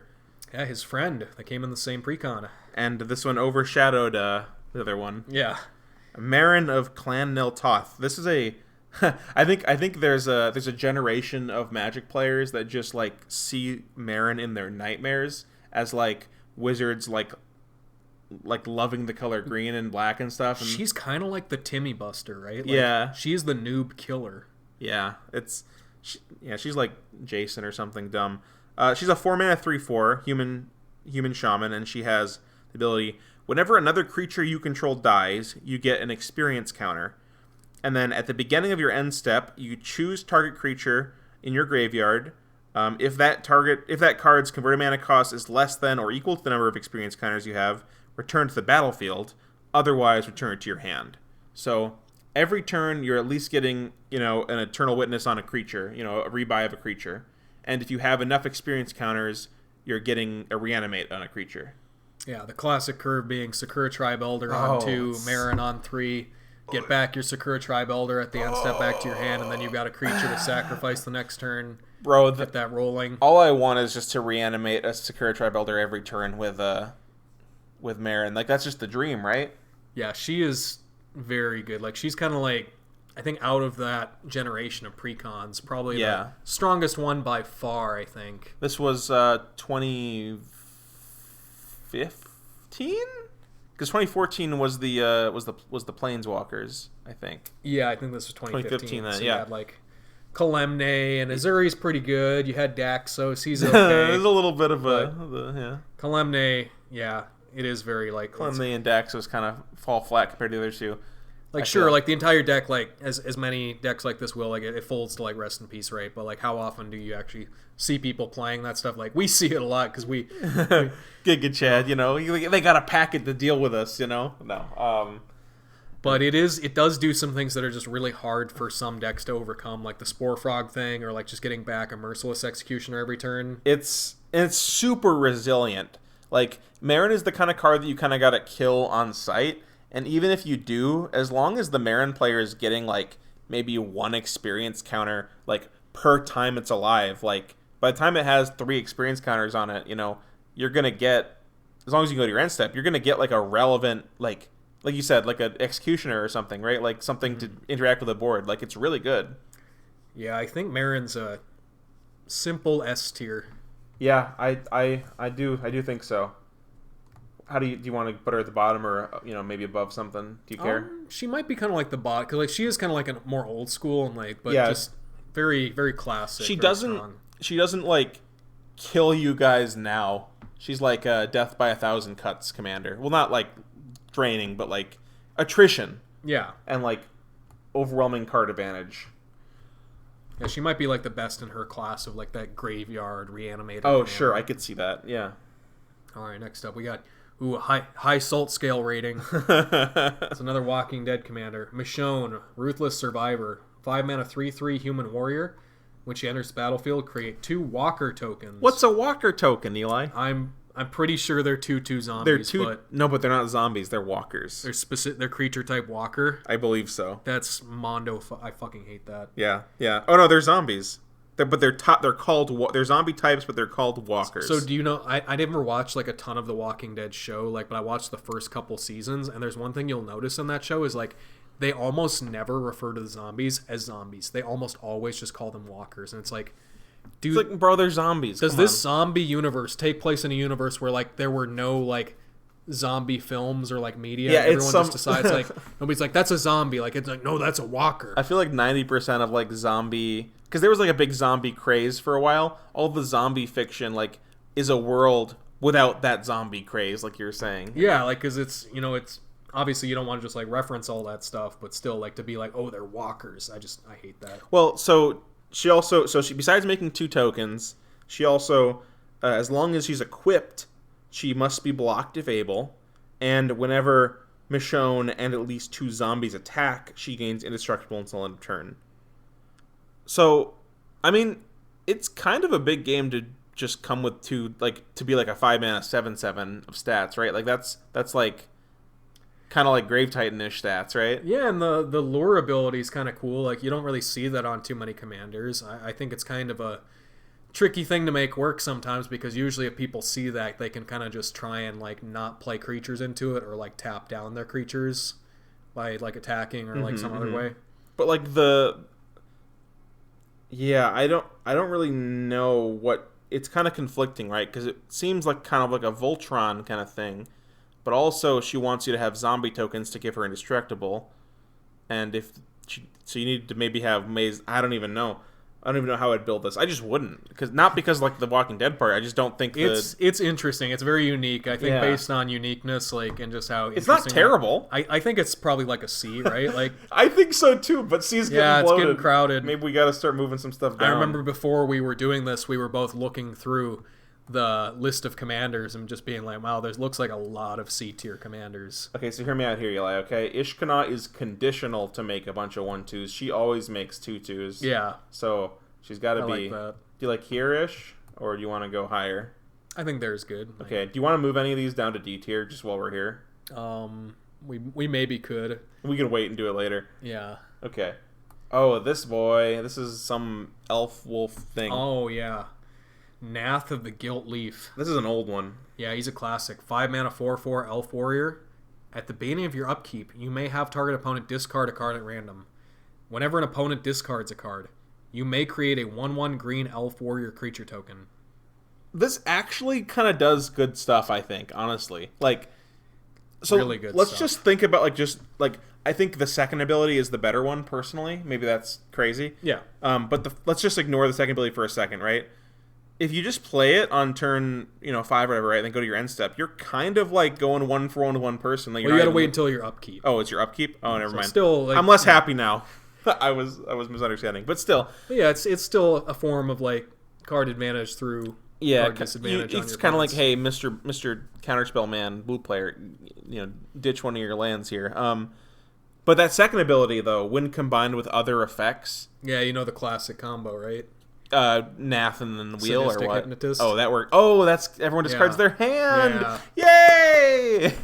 People hate that kind of shit. Yeah, they do, but it's very good. Yeah. Yeah, I mean, there's even just besides Sadistic Hypnotist, any other kind of decent discard effects coming with, free 3 to, 8 or 20, tokens. Like there's the Dark Deal, right? Play this and then Dark Deal, make a huge board. I don't hate it. It's not bad. I think he's really good, but yeah, people hate playing against that, so just keep that in mind. I'm thinking he's like you thinking maybe like an A or a B tier. Yeah, I'm thinking maybe Dina era-ish, maybe. I don't know where you want to. Yeah, maybe better than Dina. He's strong. He's just right next to Lathel. He's cutthroat. This is B for elves, You're probably not going to get away with it because people are going to kill him every time. If the commander is such that people will try to stop its thing from happening, it probably is a sign that it's doing something right. Yeah. Or wrong. But okay, I've never seen this next one. You want to do this for me? Namata, Primeval Warden, 4 mana 3/4 tree folk, has a reach. If a creature an opponent controls would die, exile instead. When you do, create a 1/1 Saproling to creature token. Pay a green, sacrifice a Saproling. Namata gets +2/+2 until end of turn. Pay 1 and a black, sacrifice 2 Saprolings, draw a card. So card draw is nice. Kind of a form of graveyard hate from the board, like when your opponent's creatures This is die. What's the 3 mana 4/4 that does this in? Oh God. Are you thinking of Kalitas, like the 4 mana one, or No. The I'm being stupid now. It's like a hate bear. It's like a 3 mana hate bear, 3 colors. Oh, the Khan of Tarkir. Yeah, whatever that card is called. It's like that. Anafenza the foremost. Yeah, it's like Anafenza kind of, but it's but it also makes you a token. I guess it is kind of like Kalitas, like you said. Mm-hmm. This is actually kind of good. I think. I'm just kind of ignoring those second abilities. I'm just going to kind of ignore them for a second and try to evaluate without those other abilities. Being a hate bear guy that stops dies triggers and makes you tokens. Yeah, then you can trade those tokens. It creates its own tokens for its own and then card draw draws ability. its abilities or gets huge. I kind of like this actually. It seems pretty cool. This seems like a card I would build. That feels like a B tier. That does feel like a B tier to me. I think I might like it better than Gerard and Gyome. Yeah, I kind of like it. Like I said, this is my first time seeing this card, and I'm happy. Yeah, very cool. That's awesome. Well, we got through that one fast. Yeah, good. It's just nice and simple and fun. Oh, old something Stein. Old Rustine. Yeah, very cool. It's a 3 mana 1/4 human peasant. When it enters the battlefield or at the beginning of your upkeep, mill a card. If a land card is milled this way, create a treasure token. If a creature is milled this way, you make a 1/1 insect. And if a non-creature, non-land is milled, create a blood token. This is a hard one to evaluate, right? Seems kind of bad to me. It does seem kind of bad. So there's a good old Rakdos card that's like a 2 mana 1/2 that makes a treasure when it enters the battlefield, and then whenever you spend a treasure to cast a creature, it puts a counter on that creature, right? You familiar with that card? Yeah. It's something painter. Mm-hmm. If this card comes into play for 3 mana and mills a land and makes a treasure token, let's say, how good is that? Just that. I feel like it's kind of bad, right? That's like common, and then like on your right. That's a blue common creature, right? I don't know, man. Like this is kind of rough, but like this might even be like a D tier in my opinion. So when you hit a non-creature, non-land, you get a blood token. How much do you love blood tokens? I like blood tokens, but it's not like it's no real actual advantage. Like and there's no consistency either, so you can't be like, oh, like I'm gonna play like Skull Clamp and stuff for the insects, and like you're not gonna get an insect. You're not gonna get a creature every time that happens. Like you're not gonna get what you want. You know what I see when I get a blood token? I see a chore. You've given me a chore. You've given me an obligation to spend 1 mana. I'll give him this like top of D tier, but like C's too crowded for you, old risk. I'm also thinking similarly. I don't like him. Hermit man, like yeah. Go back. You want to do the rest of the olds, Spencer? How many olds are there? Oh, just one more. Let's go. Okay, this one, Old Stick Fingers, is Golgari and X for a star horror. When you cast this spell, reveal cards from the top of your library until you reveal X creature cards. Put all creature cards revealed this way into the graveyard, then put the rest at the bottom of your library in random order, and then its power and toughness are equal to the number of creature cards in your graveyard. So I just want to go ahead and say that Old Stick Fingers is a super cringe card in the sense of the way that it actually ends up getting played in Commander. Let me just elucidate this real quick. The way that, from my understanding, the way that Old Stick Fingers gets played is like you play like 1 or 2 or 3 creatures in your deck, and then you wait till you can play this for X equals 1 or 2 or 3, and you mill those specific creatures from your deck, and then you do some sort of combo with that. I don't think, because it'll go until you get X creatures. If you just don't play that many creatures, you just always have to do it, and it's like super cringe and not fun at all, but I guess kind of powerful. Oh, but you put the non-creature cards on the bottom of your library. You don't get to mill those. You don't get to mill your whole cards. You just get to get the specific ones. Specifically, like entombing like a couple of creatures. Yeah. It doesn't seem super strong to just play like a couple of creatures in your deck, but like I just don't think it's. I don't know how strong it is, but I don't think it's fun either. Yeah, it seems kind of dumb, and like it's not really like the commander that does anything that cool there. So I don't know. I kind of just want to like protest and like give him like a bad rating just because I don't like him. But that seems kind of cringe like a D tier. Yeah, people will be so mad though. They'll be like, "But he's powerful." Yeah, but fuck you. Is it? I don't know. I feel like I don't know exactly what the combos are people do, but I think people do some combos with him. Yeah. I'm not sure what they are, though. I don't remember. I don't pay attention to him. I want to give him, like, above Mr. Other... they're bros. They're chilling. Yeah. They're old friends. Sorry, not sorry. Okay, Eli. Up next, we have Farrakha, God of Affliction. See, 3 mana, 5/5 God. Indestructible. As long as your devotion to 7, or devotion to black and green is less than 7. That's funny. It isn't a creature. Yeah.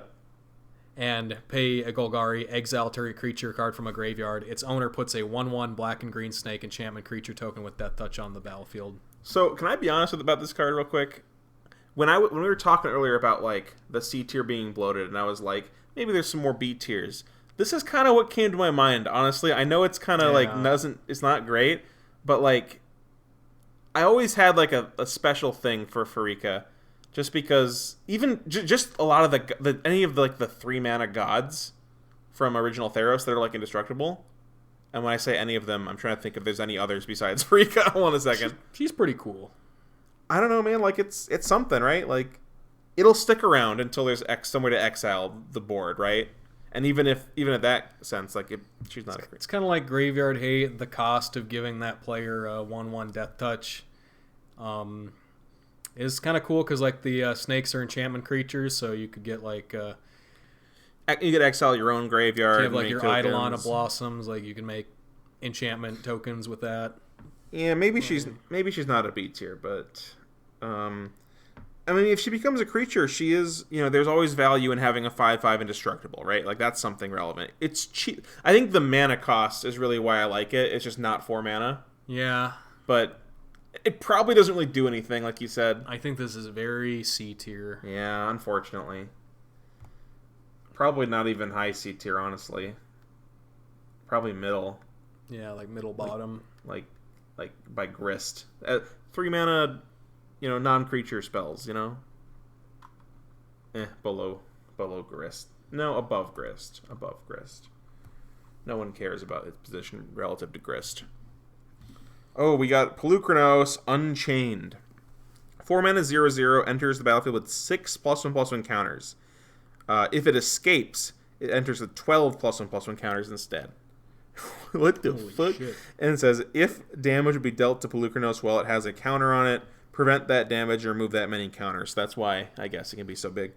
And then it has the ability 3 mana, Polukranos fights another target creature, and its escape cost is, to play from your graveyard, essentially, is 6 mana and exile 6 other cards from your graveyard. That's freaking cool. Like, it is really cool. It gets really small when it fights things. Like, it'll lose the counters after the fight. Having escape on a commander is really, really nice. It is. It means, like, it's a really strong ability. You can play him, like you play Polukranos maybe, right? And then he dies, and then you put him in your graveyard, because, either you play 6 from the command zone or you play 6 from your graveyard, and then you play him from your graveyard, and then you can let him die again, or you can put him in the command zone this time, whatever, depending on how big your graveyard is. Yeah, it becomes huge, and then if you really need to, you get to have removal on your commander for, like, if it's a 12/12, like, you're probably going to be able to fight at least 2 big creatures before it gets too small. It's a little bit mana intensive, but still really cool. I love it. I think this seems to me like a good, like, B tier commander. I think it's like a kind of middle or low B tier. I think I like it less than I like this, like, the Sapperling Boy, whatever.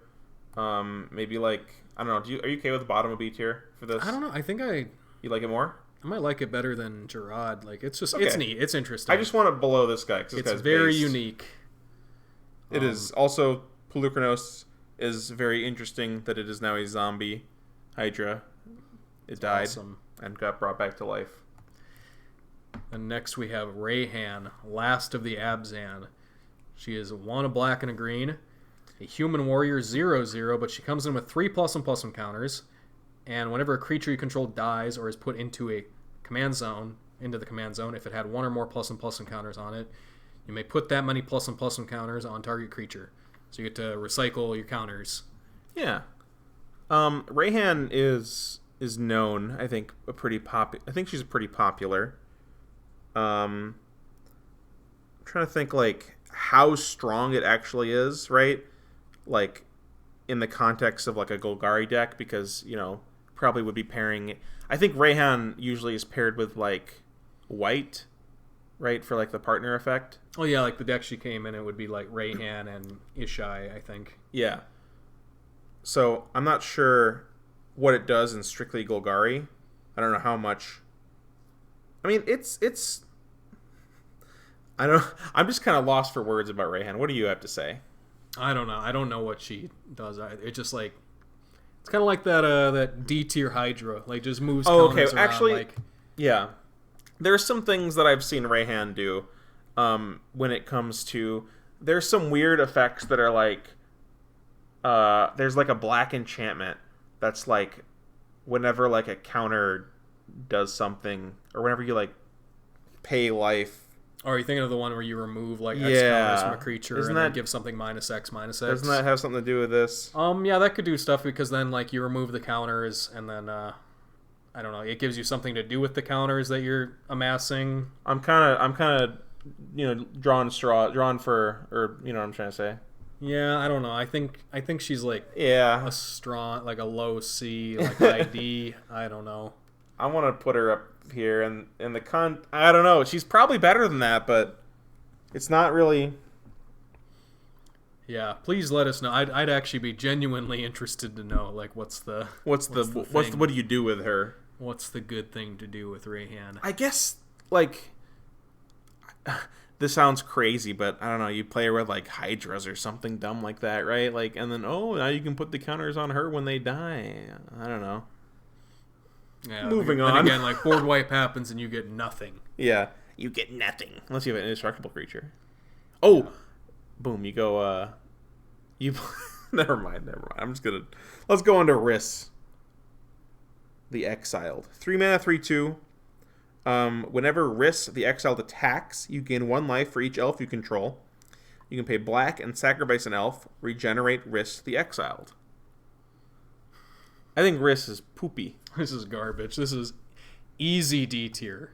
Yeah. Maybe low to bottom. It's worse than this. It doesn't do anything. Riss has to feel so bad that out of all these elf tribal commanders, he's even worse than Harald. The funny thing is we got this what is this? Ikra Shadiki probably gains life better than this elf, which is definitely, yeah. Yeah, by a lot. Yeah.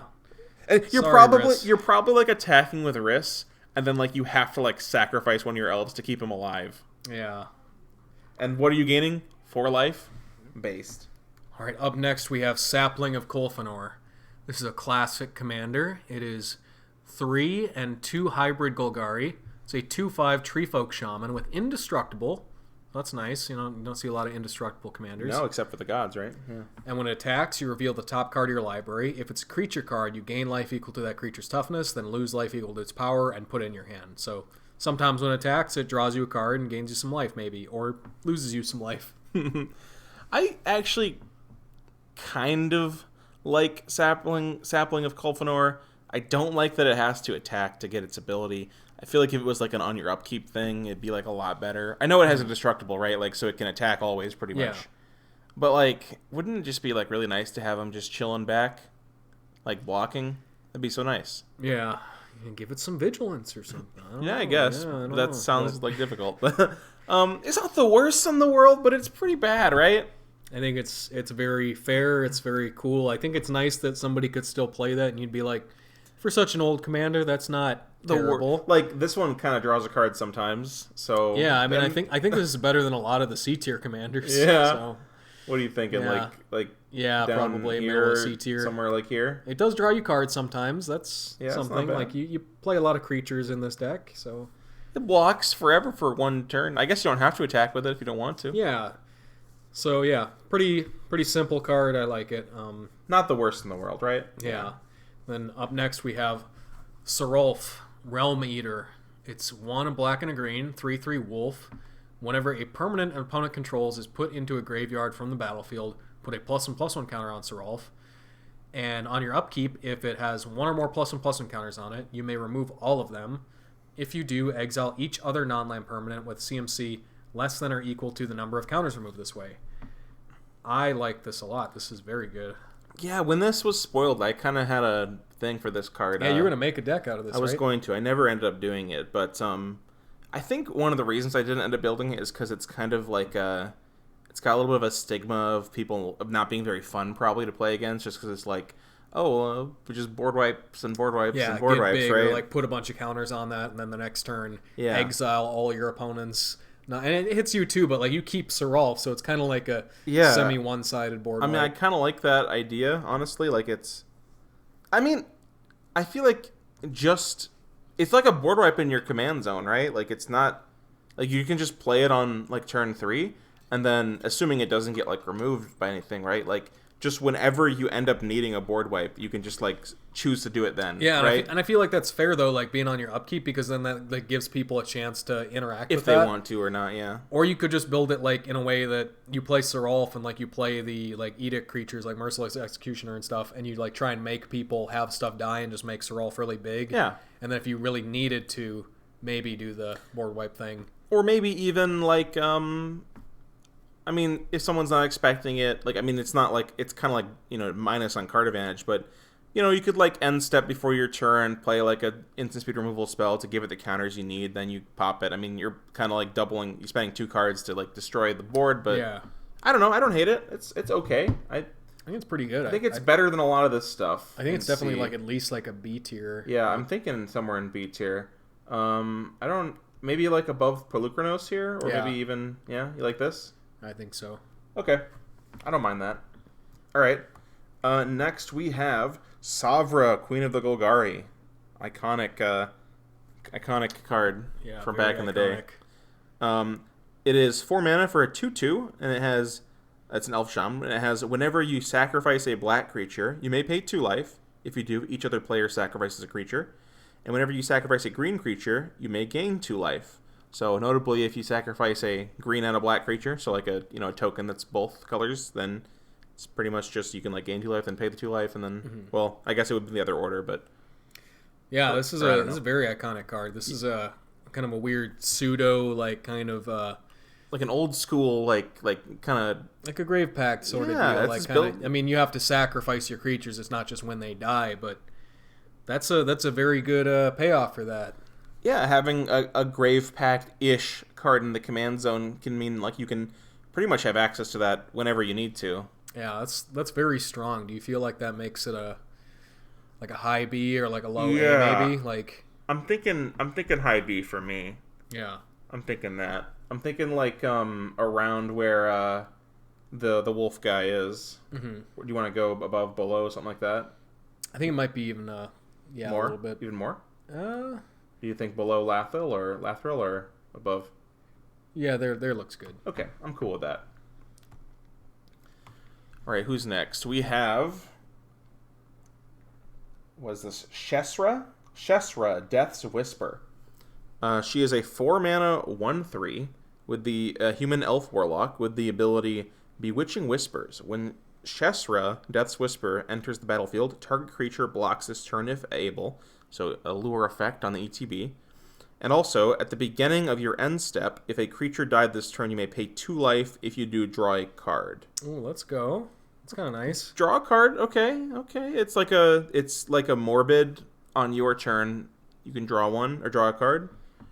And this is sort of another kind of lure thing. I mean, it's just when she comes in, so it's not very repeatable, but it's a little. So it kind of like has it has like the budding of like a card that does something.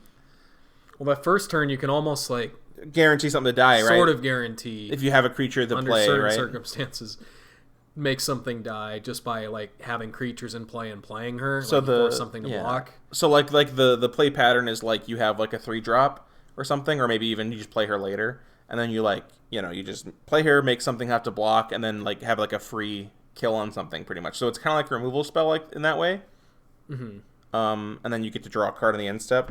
So that's not the worst in the world, right? Like you do only get to draw the card on your turn and only once a turn, but I think that's pretty par for the course C tier commander. Yeah, I'm down with that. Better than this maybe. Better than I don't know. Kulfanor-ish? Yeah, I think it's still kind of low, but yeah, a little lower. Somewhere in there. Sure. We'll go right here.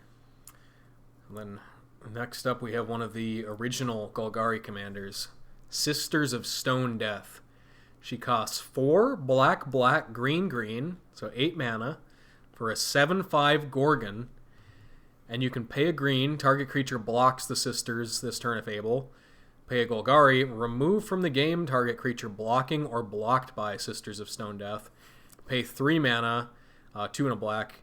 Put a creature card removed from play with Sisters of Stone Death into play under your control. So for 6 mana the turn you attack with her. Yeah, the turn after you play her. You can kind of steal a thing that you force to block. Now, to be fair, you can activate her first ability twice to make 2 things have to block her, and then you can use the second ability twice to exile them both. Mm-hmm. So you could spend 6 mana to exile 2 creatures in combat the turn after you play the 8-drop when you attack. Yeah. And that's not very good, don't think. That's the big that's the praise payoff. There, 8-drop. So, it has to do something, and it doesn't, right? It doesn't do anything until after the turn after, and even that, it doesn't do that much. I guess being able to, it's so weak to removal, right? You're just going to be okay, you'll be okay, you got a sick, Sepulchral Primordial, it has to block my gal, and then, go to combat, and they kill it. And you're okay, well, rough. Sisters of Stone Death. Sisters of Stone D tier. Where do you want to put her? At the bottom? At least she, does something. She's she better does than something. Reese, right? Well, right here. Yeah. Yeah, right there. Oh. Oops. Skullbriar. You want to read Skullbriar? Yeah, Skullbriar, the Walking Grave. Costs Golgari, and it's a zombie elemental, 1/1 with haste. When it deals combat damage to a player, put a +1/+1 counter on it. And counters remain on Skullbriar as it moves to any zone other than a player's hand or library. So any public zone, it keeps its counters. I think Skullbriar has potential to be pretty good, actually. It's pretty cool. Like, that's a really unique, interesting right? ability that was, like, specifically made for Commander, but, like, didn't actually really break anything about Commander, which is always nice. Yeah.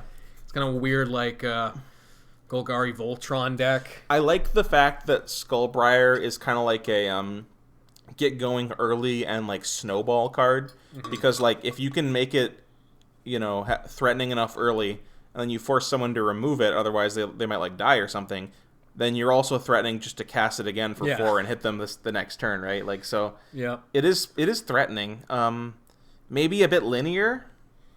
Yeah, it's very simple, very linear, but, like, for that thing that it does it pretty well. I think it's really cool, and it does that very well, like being a Voltron commander with haste. Yeah, that's you don't see that super often. That's the dream. And it's a very low CMC, and like it gets big and it stays big. And it should be able to get a counter the first turn, right? Like if you play it on 2, you should be able to get the counter, right?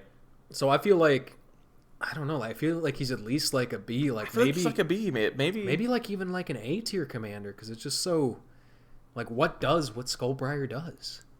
Yeah, I mean, if ranking just on like if just ranking on like creativity, uniqueness, he's like an S, right? Like, yeah, sure. Like Voltron isn't a super great strategy in commander, but like he can. It's like imagine if the problem with like your Voltron deck, right, is that you put all the equipments or the auras on the creature, and then it gets removed, and then you've just lost a bunch of tempo or card advantage. Yeah. And Skullbriar, you never lose that. So it's like a Voltron deck without that problem. Sure, you have to like find some way to give him some sort of evasion, but like maybe you play like I don't know, like Rancor or something. Yeah, that sounds good to me. Like, or just some enchantment that like gives your creatures haste or something, or like trample. I mean, even if like, yeah, I see what you're saying, but even without that, like I was saying earlier, like the snowball factor, like while people are developing, he's definitely going to get the first 1 or 2 or 3 counters, and then he's going to be at least like a 3/3 or something, or a 4/4, and at that point, yeah, you just need like trample or evasion or a way to give more counters, and he's going to be super threatening. So, I mean, I could go in the. I'll say this a lot about like commanders when people just like keep playing them or like they just keep coming back. I kind of refer to it. I liken it to like the Terminator in the Terminator film. They just keeps like coming back, and he's like that's the epitome of a Terminator commander. Like it just nothing keeps it down.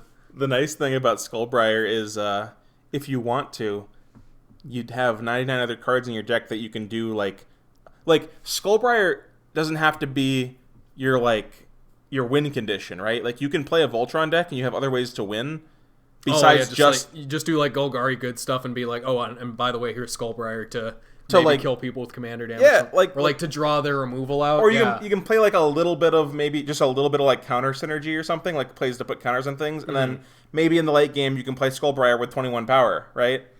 Oh yeah, I love like that god tier like curve of like it's not even that great, but just like harden scales into turn 2 Skullbriar, and then just like double the counters over time. So I don't know, I kind of like it. It's kind of cool. I think I want to put that in A tier actually. Like, do you want to put it below or above Hapatra? Maybe below Hapatra. Yeah, sure. Just give it a little place there. Oh yeah, and this next guy, you were talking about how much you love this guy, Spencer. I'm talking about how much I loved him in Limited. No, this is Slimefoot the Stowaway. He's 3 mana 2/3, and he says whenever a sapling you control dies, he deals 1 damage each opponent, and you gain a life. You pay 4 mana and create a 1/1 sapling token. You can do this as many times as you want. It reminds me of the mono white Heliod, the original Heliod, because it also has that 4 mana make a token ability on it. But this one also, the relevant thing about this is the important thing, I guess, is the aristocrats drain kind of effect, right? Like that's, I guess, how you're killing people with Slimefoot if you're making this kind of deck, I would assume. I don't know. I guess you do have some ways to make saplings in the colors, right? Like there are some the saplings like creatures aren't good if there even are any. Well, yeah, I think there's a surprising amount of cards that like you don't think of that just like make saplings and as they're like not the bad green token. Yeah, like not the worst in the world, honestly. Like I mean, the problem is some of them make like Saproling, some of them make like Pest, some of them is the 2 mana like the disenchant. Does that make Saprolings or does that make something else? You know what I'm talking about? Oh wait, that's in red. Never mind. That's green and red. My mistake. Yeah, that is Saprolings. Yeah, but if there's other cards like mutation. that, if there are cards like that in these color pair, like that gets a lot better. Well, yeah, you get like the one with the City's Blessing. I forget the name of it, but 5 mana, and on every person's upkeep, you get a 1/1 Saproling. Tendershoot Dryad. Yeah, that's a good one. Like I think there's good cards that make Saproling, so I think that makes it better than if it said like some other like obscure tribe, like when that dies. So like it's not as hard as I think we might you might think. Because like, a lot of times when I read these cards, I think like, okay, irrelevant tribe whenever the thing made by this dies. But this one actually, you can actually fit some synergies in there. Yeah, that being said, still it's not super like efficient, mind-blowing or efficient. I'm thinking this is just another C tier. Yeah, I know it's crowded in there, but like if we think about it, kind of like Dina, I feel like Dina does the job a lot better, right? Yeah, the Soul Steeper. So it's an easier trigger. Yeah. Are you thinking maybe in the middle of the pack or somewhere else? He's pretty middle, yeah. I think maybe above these guys that make You can things. definitely make a good Slimefoot deck. Like we said at the beginning of the show, you can make a good deck around probably any of these, and it'll be fine. But except for maybe the Spirit one. I'm just kidding. You probably can, honestly. Except for maybe this upcoming one. You go for it. I know you love these. I remember before we did this, you were reading this out to me, and you said the name, and I was like, what the hell even is that? Spinneret Arachnobat. It's a 5 mana 2/4 spider performer. Face. Has reach. And when it enters the battlefield, open an attraction, and as long as you control 3 or more attractions, it gets +2/+0 and has menace. So if you didn't catch on by now, that is an Unfinity commander. So from what I understand about what that effect does, the only relevant part of that is that it opens a single attraction when it comes into play, right? Yeah. For 5 mana. Like, it being a 4/4 with reach doesn't really matter that much as opposed to a 2/4. Opening an attraction, from my perception of that, is it's not very valuable. There are some good attractions. There are good ones. But even the best ones, your odds of triggering that attraction, because if you don't know, you visit attractions at the start of your first main phase, and you roll a d6, and then if the numbers lit up on the side of the attraction correspond to the number that you rolled, you will get to visit that attraction, trigger its ability. But best case scenario on those, it's a 50% chance. Yeah. So there's 50% chance that you just do nothing with most attractions. And you have to have like 10 cards in your attraction decks. You can't even like and it's like randomized. You can't even like guarantee the type of attraction you want. You have to make like a deck of 10 cards that you wouldn't be upset to hit, and that might be hard. Yeah, so I'm thinking this is probably like an F tier. I'm thinking F tier. I'm thinking right. It might be the best one. It might be the best F tier because attractions at least do something, whereas like these other cards don't really. They don't really do anything. Yeah. Yeah. All right. Next we have Storev, Dev Karen Lich. It's a 4 mana 5/4 with Trample, Zombie Elf Wizard. Whenever it deals combat damage to a player or planeswalker, return to your hand target creature or planeswalker card in your graveyard that wasn't put there this combat. So it's your Dime Storm Marin. Yeah, it's Marin that requires combat damage and a little bit unfortunate. I know, obviously, it can get back planeswalkers, and that's how often do you want to rebuy a planeswalker to your hand? Yeah, but yeah, it's like a regrowth of a creature when it hits somebody, and that's not very powerful. It is a good body. It's a 4 mana 5/4 with Trample. Yeah.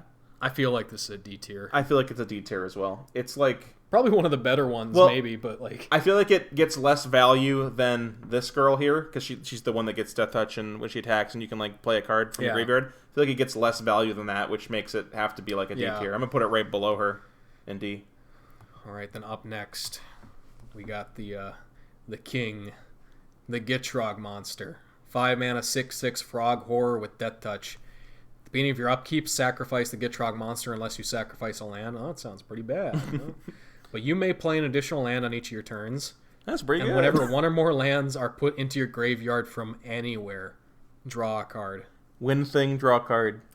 You know, I was talking to a friend of mine that plays this as a CEDH deck about how the Gitrog monster is is interesting because it was made right before that kind of modern day commander design of like do a thing, draw a card. Yeah. And some of them are pretty busted, right? Like Corvul and Chulane, like they're pretty easy triggers. Yeah. But despite this predating all of those, it maybe has the easiest do a thing, draw a card trigger of any commander ever made. I think that might be true.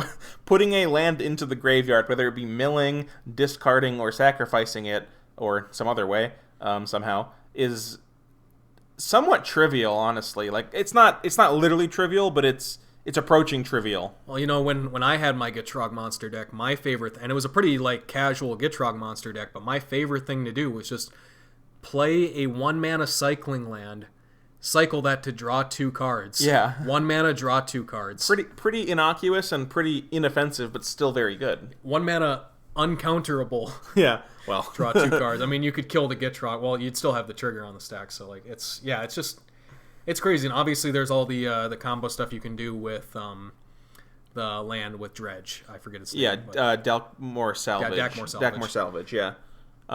Crazy stuff you can do with that. Another thing that you can do that I just think is absurd is not even necessarily with Dredge cards, but if you don't have any way to discard, like, you can just discard to hand size the way that this works. So you have like 8 cards, you discard a land in your cleanup step to hand size, and then the way that the mechanics work in the game, you'll draw a card, and then you'll have 8 cards in your hand, and there'll be another discard, another cleanup step, or another time for you to discard. So, assuming you can, keep drawing lands and having lands to if you have a Dredge card, that it gets a lot easier. But you can just keep, milling your deck and drawing through your whole deck. Also, 5 mana 6/6 is pretty big. Oh yeah. Also, you might think like, okay, on the beginning of my turn, sacrifice a land. Like, oh man, that sucks. I'm going behind on mana. But no, it just gives you a second land drop. Yeah, so it keeps you like mana like neutral, like where you ought to be, and even kind of mana positive, because like you're getting that extra access to a land sooner, like on your turn, like you're playing like an untapped land, you have that 1 mana, and then maybe you can even spend the mana of the land you have to sacrifice in your upkeep, right? So like I don't know. It's a really strong card. Do you think it's an S tier? I think this is possibly the strongest Golgari commander, so it's definitely like top of S tier. I don't have any objection with that. It's probably one of the best. Yeah. Yeah, it's crazy. Correct me if I'm wrong here, Leela, but I think the Gitrog monster can combo off with just 5 mana, play the Gitrog monster, and I think it can combo without like spending any more mana that turn. I think that's possible. Oh, like for the discard phase thing, like if you have a large enough hand? Yeah, or even whatever. Like, I think you can just, like, play Gitrog Monster, like, have no more lands, like, untapped, and you can, like, go to your cleanup step and discard and combo off like that without even having more mana. I don't know if that's exactly true. Yeah, and I mean... That's EDH stuff, even without any combos in that deck, I think it's insanely strong. Like, it's such a massive card advantage engine. It lets you do, like, so much stuff with landfall, and, like in my Gitrog Monster deck, the thing was just, like, get out a... the Baloths that gives you the landfall Baloths, and just like create like a ton of tokens and like do a bunch of stuff with that. I keep having to add things because I keep thinking of things I want to say, but even like I'm in thinking of like a more fair like non-combo version of the deck, like even like putting 20 lands in your graveyard, like you have cards like Splendid Reclamation that will just bring them all back to the field, like it's crazy. And then you just play an Exsanguinate or something and they all die. So yeah, why don't you say we move on. Very good. Which one do you want to do next? Thalon of Havenwood. Yes. It's green for a 2/2 elf druid, and each fungus creature gets +1/+1 for each spore counter on it. And for a Golgari, and exile a fungus card from a graveyard, put a spore counter on each fungus on the battlefield. Now I know this is originally from Time Spiral, and I know there was like a thing with like fungus creatures and like spore counters in there. I don't think there's a lot of those, and most of them are pretty bad. Yeah, I'm looking at a list of all the fungus, and there's a couple standouts, like, not that you can play in the deck, I guess. I was going to say Gave, but he's not. Corpse Check Menace is a fungus. There's one. Yeah, and the ones that care about spore counters even, like, is way fewer. Smaller. Like, there's a few, but... They're not to me... This is like an F tier. I remember even like seeing this as like a young Commander player like way back in the day and being like, this seems really bad. So yeah, I feel like there's a lot of mechanics in Magic that could be considered a, you know, quote unquote failed mechanic, and I think the spore counter like on fungus, like, and then when you get like 3 of them, you like make a thing or something. Yeah. I think that's a failed mechanic. It's so slow. So even if you speed it up with this, I think guy, this is like what you think like here or even worse. Nothing is going to beat out the Yeah, anime, okay, so. good. As long as we're on the same page there. All right, moving on. Oh, this is you. Yeah, this is, hold on a sec, the most dangerous gamer. Oh, that is me. What the hell? He's a 4 mana for a 2/2 human gamer guest with Death Touch.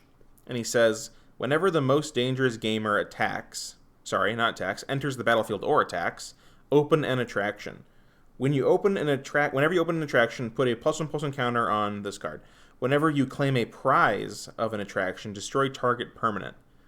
So, comparing this to the Arachnocrat or whatever, it's much better, like 20 times better. So I don't know a lot about Unfinity. We drafted it, but this might be the most pushed attraction card that they made in the entire set, as far as like creating them and like doing things with it. Because like those are pretty strong abilities, like potentially like, you know, opening multiple attractions over the course of like when you play this card. He's attack and 2/2 with Death Touch, so people probably aren't going to block it. He gets larger, and then when you claim the prize of an attraction, destroy target permanent. Like that's pretty relevant good, stuff, right? Like that's good stuff. To my recollection, to claim prizes on the attractions, most of them are very difficult to do that. So that's not something that's going to happen very common. I think at least for the good attractions that you want, I think most of the prizes that you need to claim are like maybe 1 of the 6 or maybe 2 of the 6. You have to do something very specific. Oh, sorry. They're like sorry. So like one of them's like you make a balloon or something, and then once you have like 3 balloons, I think, or something like that. Or like there's the one that I played, the teddy bear stand thing, where like you would have to reveal cards from the top of your deck, and you could choose to stop at any moment. But if you revealed exactly 7 mana value worth of creatures, then you get the prize. Then you claim the prize. So yeah, so the prize is not just rolling a specific number. You have to like do something in addition. So claiming the prizes is hard, it seems. But just opening a couple is at least a lot better than this, right? You know, I'm thinking, based on what we said about attractions earlier, this might be like the top of the D tier. I don't hate that. I don't want to. Yeah, it seems kind of strong, but attractions suck, if that makes sense. Yeah, it's probably the best card you could use to make it like a good attraction deck. I know there's like a Dimir one that's like 3 mana, ETB opens an attraction that's kind of good. But like he's probably like, I feel like if you're doing the attraction thing, you want to open like as many attractions as you can. You want like 6 attractions. You can get to the good one, but even then, it's still like you could just completely brick and like roll not to visit it like every time. Yeah, and you just want to have more chances of visiting your attractions, right? So if you have like 3 and they have like one of them's like a 2 and a 5, one's a 6 and a. Well, I guess they all have a 6 on them technically, but you know what I mean. So you have more chances to visit them. But moving on here. Yeah, we have Umori, the Collector. It's a 4 mana 4/5 ooze. It has a companion, so I'm not going to read that for these purposes. That's fair, yeah. But as it enters the battlefield, choose a card type. Spells you cast of the chosen type cost 1 less to cast. And those types would be like stuff like creatures, enchantments, and stuff like that. Yeah. So you'd maybe make an artifact deck or something. This is your commander, then all of you can have like a cost reduction for your artifacts or something like that. Making your stuff cost 1 less, or like in some way like that, like cost 1 or 2 less. Cost reduction, in my opinion, is possibly the strongest form of ramp. Because it just allows you, like, say you have like 3 different cards to play that turn, you get a 1 mana discount on each of them. It's kind of like scaling ramp, like with the amount of cards you play. It's not as resilient as like land ramp is, but it's more. It like can ramp you for more in 1 turn, right? Like yeah, and you can do some pretty crazy stuff with that. Yeah, especially with like there's like artifacts that do that you can like combo off with. And well, stuff. yeah, like if you choose 1 less on artifacts and you just play a bunch of 1 mana artifacts, they're free, and that's the biggest possible discount you can get on something is make it 0. Yeah.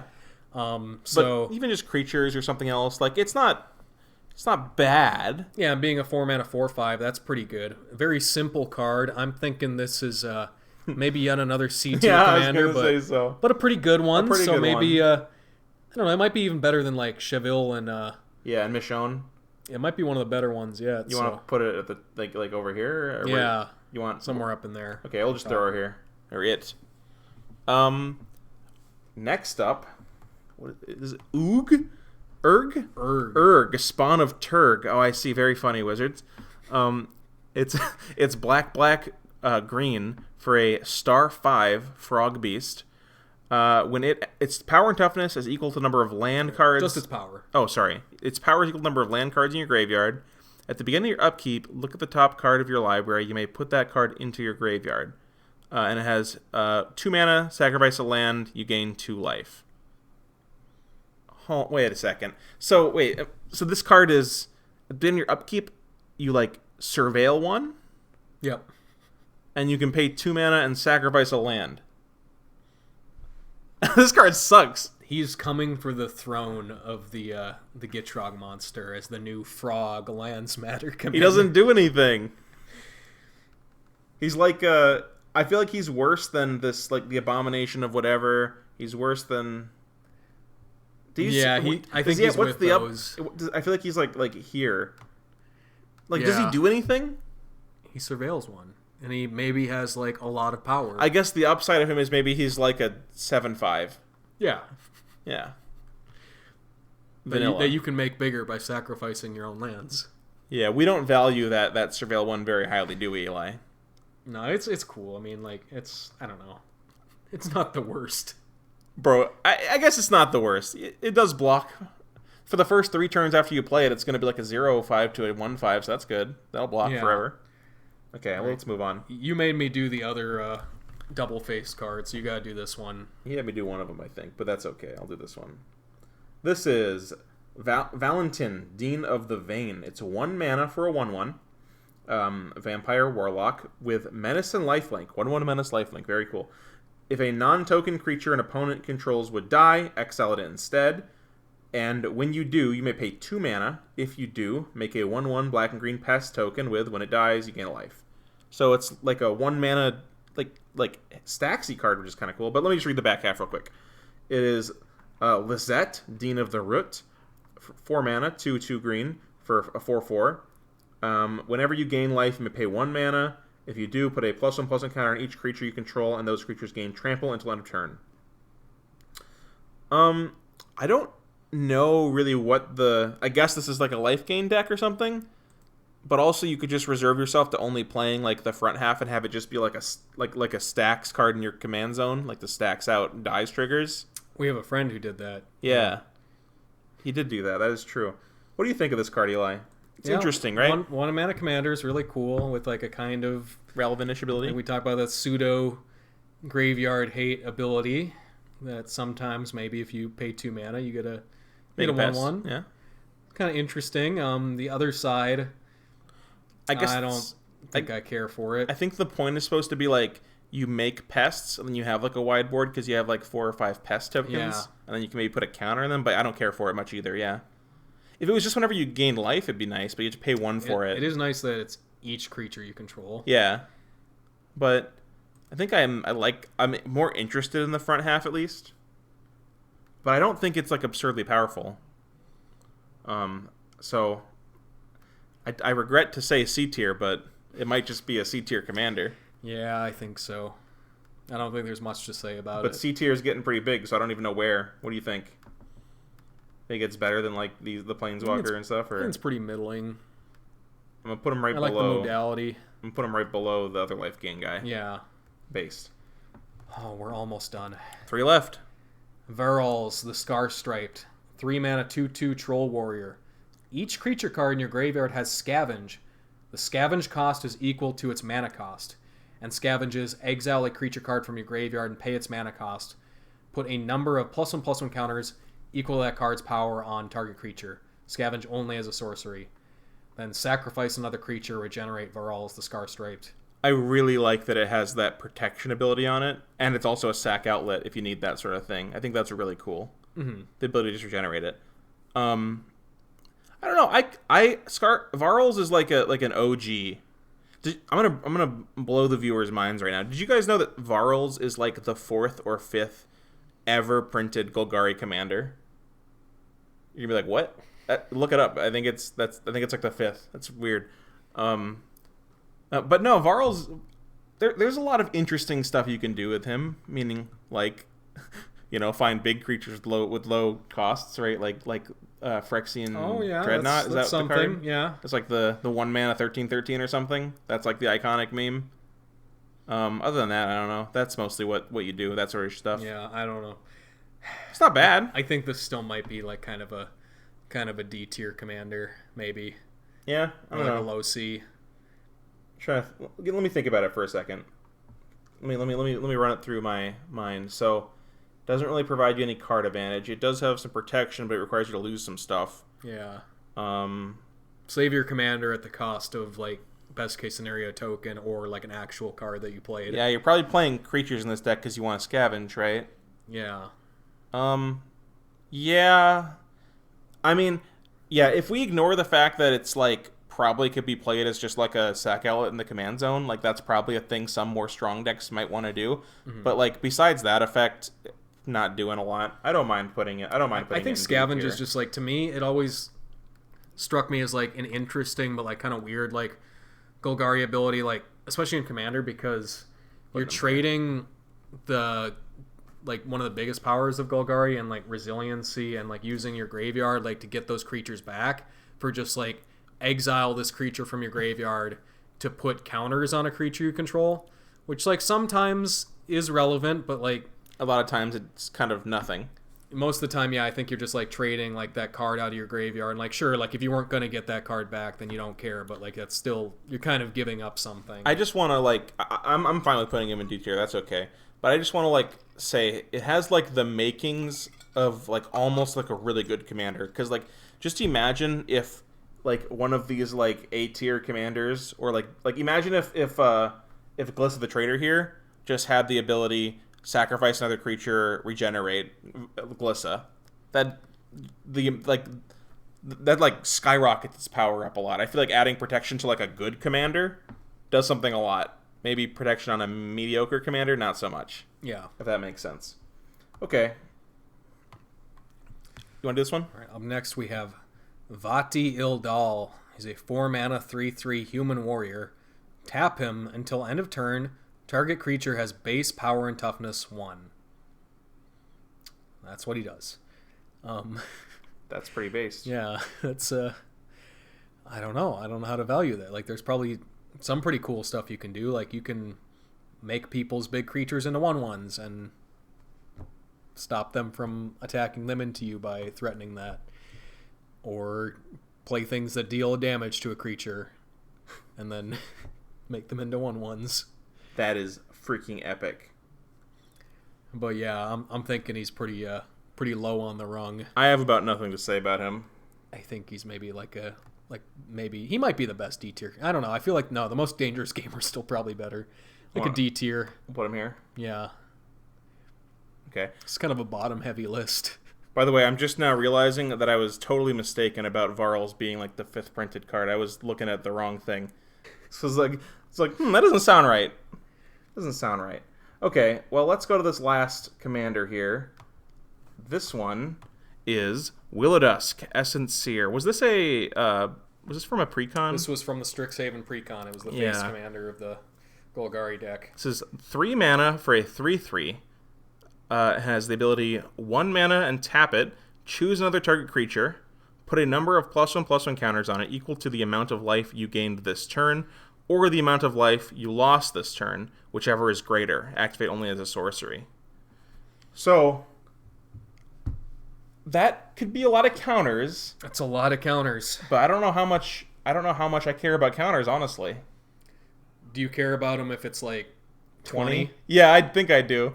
That's what I was thinking about this. Oh, one thing that could actually be like really good about this kind of card, because you have green and black cards that will do stuff like sacrifice a creature and then like draw cards and gain life equal to its power. Yeah. So if you can like use some sort of effect that lets you pay life to pay like 35 life into something, and then put 35 counters on maybe itself or something else, then you play that Disciple of Bolas. Is that what it is? Yeah. Yeah, and you just draw 35 cards and gain that life back. That can be strong. I think this is actually pretty good. Yeah, I haven't seen anyone play this before, but just being able to like play any effect that lets you like pay 1 life and then put like you ever play against like a Greven deck? Yeah, and you can just how you can just like die to Greven like the turn after they play him. Oh, this could probably do that actually. If you play like a 2-drop or something, or even like an infect creature, maybe this is like an infect deck, right? You play like a 2-mana infect creature, you play this on turn 3, then on turn 4 you can just be like infect creature is now a 10/10 with like a life paying effect. Yeah, that seems strong. So yeah, it can't give it to itself, so you can't really get there with commander damage, but like you could make anything huge lethal pretty much and put it on a lifelink creature maybe, because like you do it like 1 turn for like you pay the life loss, and like sure you're not going to be able to like pay 20 life like 2 turns in a row, but you do it like 1 turn, then like the next turn you're like, oh, I do something that gains me life, and then you put counters on that way. And well, let's say you have like a as the professor would say, a commander staple, Child of Night. Yeah, that was a meme from like a couple years ago. That was a funny little gag. But let's say you pay a bunch of life, put a bunch of counters on a Child of Night or something. Some creature with lifelink is the relevant thing I'm saying. Attack someone for 10, right? Then the next turn, you might not have a way to pay a bunch of life, but you can attack with your Child Knight for 10, then you gain 10 life, and now you can do it again for 10. Yeah, it is slightly unfortunate, I think, that like if you're doing lifelink as your way to gain life, which is like, in my opinion, one of the best ways to gain life in Commander. You can't do it. That you can't like get that damage that turn, but you can get it the next turn, and like it's pretty efficient to do that. Only 1 mana, yeah, it's nice. Yeah. I'm feeling like this might be... You thinking like maybe like bottom of A tier maybe. Yeah, I mean, I don't have any complaints. I really just don't know. Like, I haven't seen it, but it's got potential, right? Like, I don't care. Like, that seems fine. It's quite good. Being able to like give the counters to like a different creature. Like we talked about like some of these other commanders that are just like their thing is like that they're just big. Yeah. But that's just like on them. But like there's certain creatures that if you make really large, some things that when some things get large they matter. To do there, yeah. Yeah. If you have, there's probably some sort of combo things you can do with untapping it and then doing something broken, but I don't want to think about that right now. Because it has been multiple hours of talking about these commanders. Yeah. It's a lot of them, but that's everything. Yeah. Well, we appreciate you guys watching. Is there anything you want to change before we wrap this up, Eli? Just a quick once over.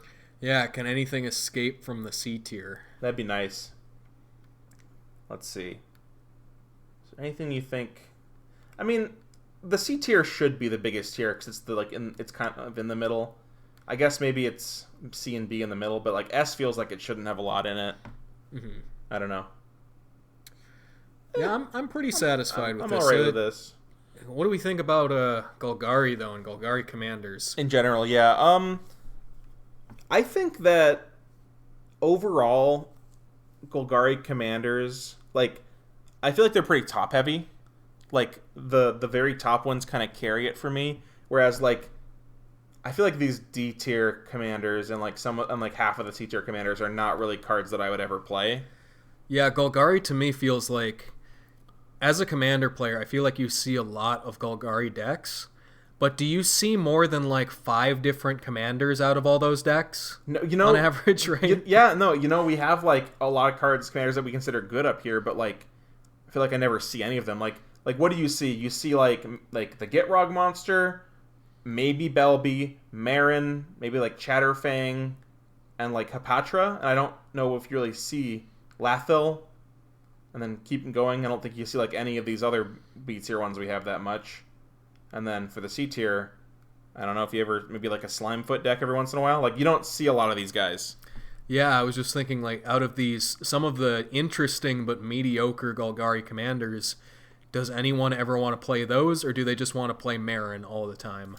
Marin has a monopoly on Golgari, that's true. I think that's kind of unfortunate that more people don't just take some like this weird, obscure commander. Like this guy. Objectively, like, not that great, but it does something interesting, or it just provides some useful utility, and you just build an interesting deck around that. Mm-hmm. But yeah, you don't see a ton of that. Kind of would like to see a Pelucranos deck. That'd be cool. Seems pretty cool. That would be cool. Even though I hate fighting a commander, it scares me. It's because they'll just kill your shit and then yeah. Repeatable, like efficiently costed removal, because a fight inherently has the downside of you got to have a creature and the creature's got to survive the fight, right? So why not just make this like cheap, repeatable, and instant speed, right?